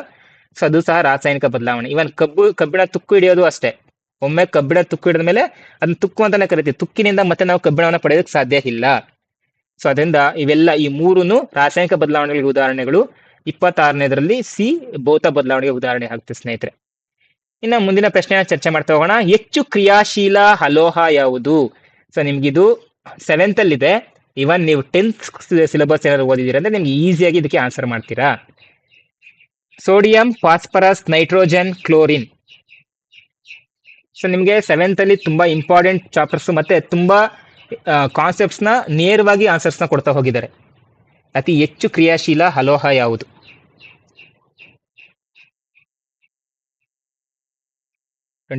ಸಿ ಅಂತ ಹೇಳ್ತಾ ಇದ್ದೀರಾ? ಸಿ. ಓಕೆ ಸ್ನೇಹಿತರೆ, ಹೆಚ್ಚು ಕ್ರಿಯಾಶೀಲ ಲೋಹ ಅಂತಂದ್ರೆ, ಕ್ರಿಯಾಶೀಲತೆ ಅಂತಂದ್ರೆ ಏನು ಅಂತಂದ್ರೆ, ಆ ಒಂದು ಧಾತುವನ್ನ ನಾವು ವಾತಾವರಣದಲ್ಲಿ ಇಟ್ಟಿದ ತಕ್ಷಣ ಯಾರ ಜೊತೆ ಬೇಕಾದ್ರೂ ರಿಯಾಕ್ಟ್ ಆಗುತ್ತೆ. ಹೇಗೆ ರಿಯಾಕ್ಟ್ ಆಗುತ್ತೆ? ಫಾರ್ ಎಕ್ಸಾಂಪಲ್ ವಾತಾವರಣದಲ್ಲಿ ಯಾವೆಲ್ಲ ಒಂದು ಅನಿಲಗಳಿದಾವೆ? ಸೊ ನಿಮ್ಗೆ 7th ಅಲ್ಲೇ ಇದೆ ವಾತಾವರಣದಲ್ಲಿರುವಂತಹ ಯಾವೆಲ್ಲ ಅನಿಲಗಳಿದಾವೆ. ನೈಟ್ರೋಜನ್ ಆಗಿರ್ಬೋದು, ಆಕ್ಸಿಜನ್ ಆಗಿರ್ಬೋದು, ನೀರಾವಿ ಆಗಿರ್ಬೋದು, ಇವುಗಳ ಜೊತೆ ಎಲ್ಲ ವರ್ತನೆ ಮಾಡಕ್ ಸ್ಟಾರ್ಟ್ ಮಾಡ್ಕೊಬಿಡುತ್ತೆ. ಆದ್ರೆ ನಾನಿಲ್ಲಿ ಕೇಳಿರುವಂತದ್ದೇನು? ಅಲೋಹ ಯಾವುದು ಅಂತ. ಸೊ ಹೆಚ್ಚು ಕ್ರಿಯಾಶೀಲ ಲೋಹ ಯಾವುದು ಅಂತಂದ್ರೆ ಸೋಡಿಯಂ. ಆದ್ರೆ ಹೆಚ್ಚು ಕ್ರಿಯಾಶೀಲ ಅಲೋಹ ಅಂತಂದ್ರೆ ಅದು ಫಾಸ್ಫರಸ್ ಸ್ನೇಹಿತರೆ.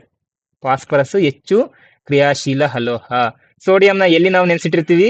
ಸೋಡಿಯಂ ವಾತಾವರಣದಲ್ಲಿ ನಮ್ಗೆ ಹೆಚ್ಚು ರಿಯಾಕ್ಟ್ ಮಾಡುತ್ತೆ ಅಂತ ನಾವು ಇದನ್ನ ಸೀಮೆ ಎಣ್ಣೆಯಲ್ಲಿ ಶೇಖರಿಸಿಟ್ಟಿರ್ತೀವಿ ಸೋಡಿಯಂನ. ನಿಮ್ಗೆ ಇದ್ರ ಬಗ್ಗೆ ಗೊತ್ತಿರುತ್ತೆ ಅಂತ ಅನ್ಕೊಂಡಿದ್ದೀನಿ. ಆದ್ರೆ ಫಾಸ್ಫರಸ್ನ ಎಲ್ಲಿ ಶೇಖರಣೆ ಮಾಡಿಟ್ಟಿರ್ತೀವಿ? ಯಾರಾದ್ರೂ ಹೇಳ್ತೀರಾ? ಯಾಕೆ? ಸೋಡಿಯಂ ನಮ್ಗೆ ರಿಯಾಕ್ಟ್ ಆಗ್ಬಿಡುತ್ತೆ ವಾತಾವರಣಕ್ಕೆ ಬಂದ ತಕ್ಷಣ. ವಾತಾವರಣದಲ್ಲಿ ನಮ್ಗೆ ಬೇಕಾದಷ್ಟು ಅನಿಲಗಳಿದಾವೆ. ಸೋಡಿಯಂ ಏನು ಆಮ್ಲಜನಕ ವರ್ತಿಸಿದ್ರೆ ಸೋಡಿಯಂ ಆಕ್ಸೈಡ್ ಆಗುತ್ತೆ. ಮತ್ತೆ ನೀರಾವಿಯೊಂದಿಗೆ ವರ್ತಿಸಿದ್ರೆ ಸೋಡಿಯಂ ಹೈಡ್ರಾಕ್ಸೈಡ್ ಆಗುತ್ತೆ. ಸೊ ಈ ರೀತಿಯಾಗಿ ಬದಲಾವಣೆ ಆಗ್ತಾ ಹೋಗುತ್ತೆ. ಎಸ್, ಕಮೆಂಟ್ ಮಾಡ್ತಾ ಹೋಗಿ. Yes, very good. ಫಾಸ್ಫರಸ್ ಸಹ ಹೆವಿ ಕ್ರಿಯಾಶೀಲ ಧಾತು ಆಗಿರೋದ್ರಿಂದ ನಮ್ಗೆ ಅದನ್ನ ನಾವು ನೀರಲ್ಲಿ ಶೇಖರಣೆ ಮಾಡ್ತೀವಿ ಸ್ನೇಹಿತರೆ. ಇವೆರಡೇ ನಮ್ಗೆ ಡಿಫ್ರೆಂಟ್ ಆಗಿರುವಂತಹ ಒಂದು ಅಲೋಹಗಳು ಕ್ರಿಯಾಶೀಲ ಧಾತುಗಳಲ್ಲಿ. ಇದನ್ನ ಸೀಮೆ ಎಣ್ಣೆಯಲ್ಲಿ ಶೇಖರಣೆ ಮಾಡಿರ್ತೀವಿ, ಇದು ಲೋಹ. ಇದು ನೀರಲ್ಲಿ ಶೇಖರಣೆ ಮಾಡಿರ್ತೀವಿ, ಇದು ಅಲೋಹ, ಫಾಸ್ಫರಸ್. ಎಸ್, ಮುಂದಿನ ಒಂದು ಪ್ರಶ್ನೆಯನ್ನ ಚರ್ಚೆ ಮಾಡ್ತಾ ಹೋಗೋಣ. ಮುಂದಿನ ಪ್ರಶ್ನೆ, ಕೆಳಗಿನವುಗಳಲ್ಲಿ ಜೀವಿಯ ಲಕ್ಷಣಗಳಿಗೆ ಸಂಬಂಧ ಪಡದಿರುವುದು? ಉಸಿರಾಟ, ಸಾವು, ನಿರ್ಜೀವ, ಪ್ರತಿಕ್ರಿಯೆ. ಎಸ್, ಕಮೆಂಟ್ ಮಾಡ್ತಾ ಹೋಗಿ. ಕೆಳಗಿನವುಗಳಲ್ಲಿ ಜೀವಿಯ ಲಕ್ಷಣಗಳಿಗೆ ಸಂಬಂಧ ಪಡದೇ ಇರುವಂತದ್ದು. ಒಂದು ಜೀವಿ ಅನ್ಸ್ಕೋಬೇಕಂದ್ರೆ ಅದ್ರಲ್ಲಿ ಏನೆಲ್ಲ ನಡಿಬೇಕು ಎನ್ನುವಂಥದ್ದು. ಸೊ ನಿಮ್ಗೆ ಅಪ್ ಟು ಇದು ಇವನ್ 10th ವರೆಗೂ ಆಗ್ತಾ ಹೋಗುತ್ತೆ. 10th ಅಲ್ಲಿ ಜೀವ ಕ್ರಿಯೆಗಳು ಅಂತ ಪಾಠ ಇದೆ. ಅಲ್ಲಿ ನಿಮ್ಗೆ ಬೇಸಿಕ್ ಆಗ್ಬೇಕು ಆ ಪಾಠಕ್ಕೆ ಅಂದ್ರೆ ನೀವು ಇದರಲ್ಲಿ ಗೊತ್ತಿರಲೇಬೇಕು. ಎಸ್, 28C ಅಂತ ಹೇಳ್ತೀರಾ? Yes, very good. ಒಂದು ಜೀವಿ ಅಂತ ಕರಿತೀವಿ ಅಂದ್ರೆ ಅದು ಉಸಿರಾಟ ಮಾಡ್ಲೇಬೇಕು. ಇವನ್ ನಾವು ಜೀವಿ ಅಂತ ನಾವು ಸಸ್ಯಗಳಿಗೂ ಕರಿತೀವಿ, ಸಸ್ಯಗಳು ಉಸಿರಾಟ ಮಾಡ್ತವೆ. ಅವು ಸಹ ಆಮ್ಲಜನಕವನ್ನು, ಕಾರ್ಬನ್ ಡೈಆಕ್ಸೈಡ್ ಅನ್ನು ತಗೊಂಡು ಆಮ್ಲಜನಕವನ್ನ ಕೊಡುವಂತದ್ದು ಅದೆಂತ ಕ್ರಿಯೆ? ದ್ವಿತೀಯ ಸಂಶ್ಲೇಷಣೆ ಕ್ರಿಯೆಗೆ ಅದ್ ಮಾಡುತ್ತೆ. ಆದ್ರೆ ಅವು ಉಸಿರಾಡ್ಬೇಕಾದ್ರೆ, ಎಸ್ ಸ್ನೇಹಿತರೆ, ನನ್ನ ಕ್ವಶನ್ ಈಗ ಮುಂದೆ ಅದೇ, ಸಸ್ಯಗಳು ಉಸಿರಾಟ ಆಗ್ಬೇಕು ಅಂತಂದ್ರೆ ಏನನ್ನ ಸ್ವೀಕರಿಸ್ತವೆ? ಸಸ್ಯಗಳು ಉಸಿರಾಟ ಮಾಡ್ಬೇಕಂತಂದ್ರೆ ಏನನ್ನ ಸ್ವೀಕರಿಸ್ತವೆ? ಜೊತೆಗೆ ಒಂದು ಜೀವಿ ಅಂತ ಹೇಳ್ತಿದೀವಿ ಅಂತಂದ್ರೆ ಅದು ಸಾವನ್ನಪ್ಪೇ ಅಪ್ಪುತ್ತೆ. ಯಾವತ್ತಾದ್ರೂ ಒಂದಿನದು ಸಾವನ್ನಪ್ಪುತ್ತೆ. ಇದು ಸಹ ಜೀವಿಯ ಲಕ್ಷಣನೇ. ಇನ್ನ ಪ್ರತಿಯೊಂದು ಜೀವಿ ಪ್ರಚೋದನೆಗೆ ತಕ್ಕ ಪ್ರತಿಕ್ರಿಯೆಯನ್ನು ನೀಡುತ್ತೆ. ಇವನ್ ನಾವು ಸಹ ಅಷ್ಟೇ, ಮನುಷ್ಯರು ಪ್ರಚೋದನೆಗೆ ತಕ್ಕ ಪ್ರತಿಕ್ರಿಯೆ ಕೊಡ್ತೀವಿ. ಪ್ರಾಣಿಗಳು ಹೇಗೆ ಕೊಡ್ತವೆ? ಅಥವಾ ಸಸ್ಯಗಳು ಹೇಗೆ ಕೊಡ್ತವೆ? ಸಸ್ಯಗಳಲ್ಲಿ ಕೆಲವೊಂದಿಷ್ಟು ನೀವು ನೋಡ್ಬೋದು, ಮುಟ್ಟಿದರೆ ಮುನಿ ಗಿಡದಲ್ಲಿ ನೀವು ನೋಡ್ಬೋದು, ನೇರವಾಗಿ ನೋಡ್ಬೋದು. ಆದ್ರೆ ಬೇರೆ ಜೀವಿಗಳು ಕೊಡೋದಿಲ್ವಾ? ಕೊಡ್ತವೆ. ಫಾರ್ ಎಕ್ಸಾಂಪಲ್, ಈಗ ನೀವು ಯಾವ್ದಾದ್ರು ಒಂದು ಸಸ್ಯಕ್ಕೆ ತಗೊಂಡೋಗಿ ನೀವು ಅದನ್ನ ಬಡ್ದಾಗ ಏನಾಗುತ್ತೆ? ಸೊ ಅದರಿಂದ ನಮಗೆ ಒಂದು ರೀತಿಯಾದಂತ ಕೆಲವೊಂದಿಷ್ಟು ನೀರಿನ ರೂಪದಲ್ಲಿ ಸೋರಿಕೆ ಆಗ್ತಾ ಹೋಗುತ್ತೆ. ಅಂದ್ರೆ ಅದಕ್ಕೂ ನೋವಾಗಿರುತ್ತೆ, ಅದರಲ್ಲೂ ಸಹ ಕೆಲವೊಂದಿಷ್ಟು ಪದಾರ್ಥಗಳು ಹೊರ ಬರ್ತಿರ್ತವೆ. ಅಂದ್ರೆ ಅದಕ್ಕೂ ಸಹ ಪ್ರತಿಕ್ರಿಯೆ ಕೊಡ್ತಿದೆ ಅಂತ ಅರ್ಥ ಸ್ನೇಹಿತರೆ, ಪ್ರತಿಯೊಂದರಲ್ಲೂ. ಸೊ ಆಪ್ಷನ್ ಸಿ ನಿರ್ಜೀವ ಇದಕ್ಕೆ ಸರಿ ಉತ್ತರ ಆಗಿರುತ್ತೆ. ಎಸ್, ನಾನ್ ಕೇಳಿರುವಂತ ಪ್ರಶ್ನೆಗೆ ಆನ್ಸರ್ ಮಾಡ್ತಾ ಹೋಗಿ. ಸಸ್ಯಗಳು ಉಸಿರಾಟ ಮಾಡ್ಬೇಕಂದ್ರೆ ಯಾವ ಅನಿಲವನ್ನ ತೆಗೆದುಕೊಳ್ತವೆ? ಎಸ್, ನಾನು ಈ ಮುಂದಿನ ಪ್ರಶ್ನೆನ ಓದಿರ್ತೇನೆ, ಅಷ್ಟರೊಳಗಡೆ ನೀವು ಆನ್ಸರ್ ಮಾಡ್ತಾ ಹೋಗಿ. ಮುಂದಿನ ಪ್ರಶ್ನೆ, ಧ್ರುವ ಪ್ರದೇಶದಲ್ಲಿ ಕಂಡು ಬರುವ ಪ್ರಾಣಿ ಇದು. ಸ್ನೇಹಿತರೆ, ಇದು ನಮಗೆ ನೀವು 6th ಸೈನ್ಸ್ ತಗೊಂಡ್ರೆ ನಿಮ್ಗೆ ಏನೇನ್ ಬರುತ್ತೆ? ಒಂದು ಭೌತಶಾಸ್ತ್ರ, ರಸಾಯನಶಾಸ್ತ್ರ, ಜೀವಶಾಸ್ತ್ರ, ತದನಂತರ ಪರಿಸರ ಅಧ್ಯಯನ ಅಂತ ಇದೆ. ಆ ಪರಿಸರ ಅಧ್ಯಯನದಲ್ಲಿ ಕಂಡು ಬರುವಂತ ಪ್ರಶ್ನೆ ಇದು. ಧ್ರುವ ಪ್ರದೇಶಗಳಲ್ಲಿ ಕಂಡು ಬರುವಂತ ಪ್ರಾಣಿ ಇದು. ಪೆಂಗ್ವಿನ್, ಚಿರತೆ, ವಾನರ, ಮೀನು. ಧ್ರುವ ಪ್ರದೇಶಗಳು ಅಂತಂದ್ರೆ, ಈಗ ನಾವು ಒಂದು ಗೋಳವನ್ನ ಈ ರೀತಿಯಾಗಿ ತಗೊಂಡಾಗ ಈ ಪ್ರದೇಶಗಳು ಕೊನೆಯ ಭಾಗದಲ್ಲಿ ಇರ್ತಾವಲ್ವಾ, ಈ ಪ್ರದೇಶಗಳಿಗೆ ನಾವು ಧ್ರುವ ಪ್ರದೇಶಗಳು ಅಂತ ಕರಿತಾ ಹೋಗ್ತೀವಿ. ಕಾರ್ಬನ್ ಡೈಆಕ್ಸೈಡ್, ಆಕ್ಸಿಜನ್ ಅಂತ ಹೇಳ್ತಿದ್ದೀರಾ. ಸ್ನೇಹಿತರೆ, ಒಂದು ಕ್ಲಾರಿಟಿಯನ್ನ ತಗೊಳ್ಳಿ ಈ ಒಂದು ಪ್ರಶ್ನೆಗೆ. ಏನು ಅಂತಂತಂದ್ರೆ, ಸಸ್ಯಗಳು ಸಹ ಉಸಿರಾಟ ಮಾಡುವಂತದ್ದು ಆಮ್ಲಜನಕವನ್ನೇ, ಬಿಡುಗಡೆ ಮಾಡುವಂತದ್ದು ಕಾರ್ಬನ್ ಡೈಆಕ್ಸೈಡ್ ಅನ್ನೇ. ಅದಕ್ಕೆ ಸಾಮಾನ್ಯವಾಗಿ ರಾತ್ರಿ ಸಮಯದಲ್ಲಿ ಹುಣಸೆ ಮರದ ಕೆಳಗಡೆ, ಅರಳಿ ಮರದ ಕೆಳಗಡೆ ಹೋಗ್ಬೇಡಿ ಅಂತ ಹೇಳ್ತಿರ್ತಾರೆ. ಕಾರಣ ಏನಂತಂದ್ರೆ ಅಲ್ಲಿ ದೆವ್ವ ಇರುತ್ತೆ ಅಂತಲ್ಲ, ಸಾಮಾನ್ಯವಾಗಿ ಸಸ್ಯಗಳು ಆ ಸಂದರ್ಭದಲ್ಲಿ ಏನಾಗುತ್ತೆ, ಫೋಟೋಸಿಂಥಸಿಸ್ ಕೆಲಸವನ್ನ ನಿಲ್ಸಿರ್ತವೆ. ಆ ದ್ವಿತೀಯ ಸಂಶ್ಲೇಷಣ ಕ್ರಿಯೆ ಯಾಕೆ ನಿಲ್ಸಿರ್ತವೆ? ಅಲ್ಲಿ ಸೂರ್ಯನ ಬೆಳಕಿರೋದಿಲ್ಲ. ಸೂರ್ಯನ ಬೆಳಕಿಲ್ಲದಾಗ ಯಾವುದೇ ರೀತಿಯಾಗಿ ದ್ವಿತೀಯ ಸಂಶ್ಲೇಷಣ ಕ್ರಿಯೆ ನಡೆಯಲ್ಲ. ಹಾಗೇನಾಗ್ತದೆ, ಆ ಸಸ್ಯಗಳು ಸಾಮಾನ್ಯವಾಗಿ ಉಸಿರಾಟ ಮಾಡ್ತಿರ್ತವೆ. ಉಸಿರಾಟ ಮಾಡ್ಬೇಕಾದ್ರೆ ಅವು ಆಕ್ಸಿಜನ್ ತಗೊಂಡು ಕಾರ್ಬನ್ ಡೈಆಕ್ಸೈಡ್ ನ ಬಿಡ್ತಿರ್ತವೆ. ಅದಕ್ಕೆ ನಾವು ಆ ಮರದ ಕೆಳಗಡೆ ಹೋದಾಗ ನಮಗೆ ಉಸಿರುಗಟ್ಟಂತೆ ಫೀಲ್ ಆಗ್ತಾ ಇರುತ್ತೆ. ಸರ್ ನೋಟಿಫಿಕೇಶನ್ ಬರ್ತಿಲ್ಲ ಅಂತ ಹೇಳ್ತಾ ಇದ್ದೀರಾ. ಎಸ್, ಮುಂದಿನ ಪ್ರಶ್ನೆ, ಯಾವುದು? ಚಂಡಮಾರುತಗಳನ್ನ ಅಮೆರಿಕದಲ್ಲಿ ಏನಂದ ಕರೆಯೋರು? ಈ ಕ್ವಶನ್. ಎಸ್, ಇಲ್ಲ, ಈ ಪ್ರಶ್ನೆ. ಓಕೆ, ಧ್ರುವ ಪ್ರದೇಶದಲ್ಲಿ ಕಂಡುಬರುವ ಪ್ರಾಣಿ ಇದು ಅಂತ ಪೆಂಗ್ವಿನ್ ಎನ್ನುವಂಥದ್ದು. ಆಪ್ಷನ್ ಎ ಇದಕ್ಕೆ ಸರಿ ಉತ್ತರ ಆಗುತ್ತೆ ಸ್ನೇಹಿತರೆ. ಎಸ್, ಮುಂದಿನ ಪ್ರಶ್ನೆಯನ್ನ ಚರ್ಚೆ ಮಾಡ್ತಾ ಹೋಗೋಣ. ಸರ್, ನೋಟಿಫಿಕೇಶನ್ ಬರ್ತಿಲ್ಲ. ಸರ್, ಇದು ನೀವು ಸಬ್ಸ್ಕ್ರೈಬ್ ಮಾಡ್ಕೊಂಡಿದ್ದ ಆದ್ಮೇಲೆ ಪಕ್ಕದಲ್ಲಿ ಒಂದು ಬೆಲ್ ಐಕನ್ ಇರುತ್ತೆ, ಆ ಬೆಲ್ ಐಕನ್ ನ ಕ್ಲಿಕ್ ಮಾಡ್ಕೊಳ್ಳಿ. ಇವನ್ ಕ್ಲಾಸ್ ಸ್ಟಾರ್ಟ್ ಆಗಿದ ತಕ್ಷಣ ನಿಮಗೆ ತಕ್ಷಣ ನೋಟಿಫಿಕೇಶನ್ ಬರುತ್ತೆ. ಚಂಡಮಾರುತಗಳನ್ನ ಅಮೆರಿಕದಲ್ಲಿ ಏನಂತ ಕರೀತಾರೆ? ಟೈಫೂನ, ಹರಿಕೇನ, ಚಂಡಮಾರುತನ, ಟರ್ನೆಡೋನ? ಸೊ ನೀವು ಈಸಿಯಾಗಿ ಎಲಿಮಿನೇಟ್ ಮಾಡ್ಬಿಡ್ತೀರಾ ಟಾರ್ನೆಡೋ ಎನ್ನುವಂಥದ್ದನ್ನ. ಏನಕ್ಕೆ ಟಾರ್ನೆಡೋ ಅಂತಂದ್ರೆ ಇಂಗ್ಲಿಷ್ ಅಲ್ಲಿ ಟಾರ್ನೆಡೋ ಅಂತೀವಿ, ಕನ್ನಡದಲ್ಲಿ ಸುಂಟರ ಗಾಳಿ ಅಂತ ಕರಿತೀವಿ. ಚಂಡಮಾರುತಗಳಿಗೂ ಸುಂಟರ ಗಾಳಿಗೂ ಸಂಬಂಧನೇ ಇಲ್ಲ. ಸೊ ಆಪ್ಷನ್ ಡಿ ತಪ್ಪು. ನಾವು ಭಾರತದಲ್ಲಿ ಎಸ್ಪೆಷಲಿ ನಾವು ಚಂಡಮಾರುತಗಳಂತಾನೆ ಕರಿತಾ ಹೋಗ್ತೀವಿ, ಈ ಆಪ್ಷನ್ ಬರೋದಿಲ್ಲ. ಹಾಗಾದ್ರೆ ಯಾವ ಆಪ್ಷನ್ ಬರ್ತಾ ಹೋಗುತ್ತೆ ಸ್ನೇಹಿತರೆ? ಚಂಡಮಾರುತಗಳನ್ನ ಅಮೆರಿಕದಲ್ಲಿ ಏನೆಂದು ಕರೆಯುವರು? ಎಸ್, ಚಂಡಮಾರುತಗಳನ್ನ ನಾವೇನ್ ಕರಿತೀವಿ ಅಂತಂದ್ರೆ ಅಮೆರಿಕದಲ್ಲಿ ಏನ್ ಕರಿತೀವಿ ಅಂತಂದ್ರೆ ಟೈಫೂನ್ ಅಂತ ಕರಿತೀವಿ. ಹರಿಕೇನ್ಗಳನ್ನ ನಾವು ಆಸ್ಟ್ರೇಲಿಯಾದಲ್ಲಿ ಏನೋ ಚಂಡಮಾರುತ ಉಂಟಂದ್ರೆ ಅವ್ರು ಅದನ್ನ ಹರಿಕೇನ್ ಅಂತ ಕರೀತಾರೆ. ಸೊ ಸ್ನೇಹಿತರೆ, ಇದಿಷ್ಟು ಸಂಪೂರ್ಣವಾಗಿ 30 ಪ್ರಶ್ನೆಗಳು ಇದಾಗಿತ್ತು. ನೀವು ಇದೇ ಮೊದಲ ಬಾರಿಗೆ ನಮ್ಮ ಚಾನಲ್ಗೆ ಭೇಟಿ ಕೊಡ್ತಿದ್ರೆ ದಯವಿಟ್ಟು ನಮ್ಮ ಚಾನಲ್ ಸಬ್ಸ್ಕ್ರೈಬ್ ಮಾಡ್ಕೊಳ್ಳಿ, ಹಾಗೆ ಪಕ್ಕದಲ್ಲಿರುವಂತ ಬೆಲ್ ಐಕನ್ ಕ್ಲಿಕ್ ಮಾಡ್ಕೊಳ್ಳಿ. ಮತ್ತೆ ಸ್ನೇಹಿತರೆ, ಇಷ್ಟು ದಿನ ನಾವು ತರಗತಿಗಳನ್ನ ಮಧ್ಯಾಹ್ನ ತರಗತಿ ಸಮಯದಲ್ಲಿ ಮಾಡ್ತಾ ಇದ್ವಿ. ಇನ್ನು ನಾಳೆಯಿಂದ ಪರಿಸರ ಅಧ್ಯಯನದ ತರಗತಿಗಳನ್ನ ಸಂಜೆ ಸಮಯದಲ್ಲಿ ತೆಗೆದುಕೊಳ್ತೀನಿ. ಸಂಜೆ ಒಂದು 6 ಅಥವಾ 7 ಗಂಟೆಗೆ ಕ್ಲಾಸ್ ತಗೊಳ್ತೀನಿ. ಆ ಕ್ಲಾಸ್ ಟೈಮಿಂಗ್ಸ್ ನಿಮ್ಗೆ ಗೊತ್ತಾಗಬೇಕು ಅಂತ ನಾನು ವಾಟ್ಸ್ಆಪ್ ಗ್ರೂಪ್ ಅಲ್ಲಿ ಇವನ್ 1 ಅವರ್ ಮೊದಲೇ ಅಪ್ಡೇಟ್ ಮಾಡ್ತೀನಿ ಯಾವ ಟೈಮಲ್ಲಿ ಇರುತ್ತೆ ಅಂತ. ಸೊ ಖಂಡಿತವಾಗ್ಲೂ ಅಲ್ಲಿ ನಿಮ್ಗೆ ಗೊತ್ತಾಗ್ತಾ ಹೋಗುತ್ತೆ. ಇವನ್ ನೀವು ನಮಗೆ ಸಬ್ಸ್ಕ್ರೈಬ್ ಮಾಡ್ಕೊಂಡು ನಮ್ಮ ಒಂದು ಬೆಲ್ ಬಟನ್ ಕ್ಲಿಕ್ ಮಾಡ್ಕೊಂಡಿದ್ದೆ ಅದರಲ್ಲಿ, ಅಲ್ಲಿ ಸಹ ನಿಮಗೆ ಸಂಪೂರ್ಣವಾಗಿ ಒಂದು ಮಾಹಿತಿ ಗೊತ್ತಾಗ್ತಾ ಹೋಗುತ್ತೆ. ಸಾಧ್ಯವಾದಷ್ಟು ಹೆಚ್ಚಿನ ನಿಮ್ಮ ಸ್ನೇಹಿತರಿಗೆ ಶೇರ್ ಮಾಡ್ಕೊಳ್ಳಿ. ಇನ್ನ ನಾವು ಮುಂದಿನ ತರಗತಿಗಳಲ್ಲಿ ಹೆಚ್ಚೆಚ್ಚು ಪ್ರಶ್ನೆಗಳನ್ನ ಚರ್ಚೆ ಮಾಡ್ತಾ ಹೋಗೋಣ. ಜೊತೆಗೆ ಇವತ್ತು ನಾವೇನ್ ಮಾಡಿದ್ವೋ ಕಾನ್ಸೆಪ್ಟ್, ಇಷ್ಟೇ ಕಾನ್ಸೆಪ್ಟ್ ನೀವು ಓದಿದ್ರೆ ಇವನ್ ಇಡೀ 6th 7th ಅಲ್ಲಿ ಇರುವಂತಹ ಸೈನ್ಸ್ ಅಲ್ಲಿ 25% ನಾವು ಇವತ್ತೇನು ಓದಿದ್ವೋ ಅಷ್ಟೇ. ಬೇಕಾದ್ರೆ ನೀವು ಹೋಗ್ಬಿಟ್ಟು ಇವತ್ತು ಸೈನ್ಸ್ ಟೆಕ್ಸ್ಟ್ ಬುಕ್ ತೆಗೆದ್ಬಿಟ್ಟು ಕೆಲವೊಂದಿಷ್ಟು ಇಂಪಾರ್ಟೆಂಟ್ ಕ್ವಶನ್ಸ್ ನ ನೋಡಿ, ಅಲ್ಲಿ ಇದೇ ಕ್ವಶನ್ಸ್ ಇರ್ತಾ ಹೋಗ್ತವೆ. ಎಸ್, ಇದಿಷ್ಟು ಹಿಂದಿನ ತರಗತಿ. ಧನ್ಯವಾದಗಳು ಸ್ನೇಹಿತರೆ.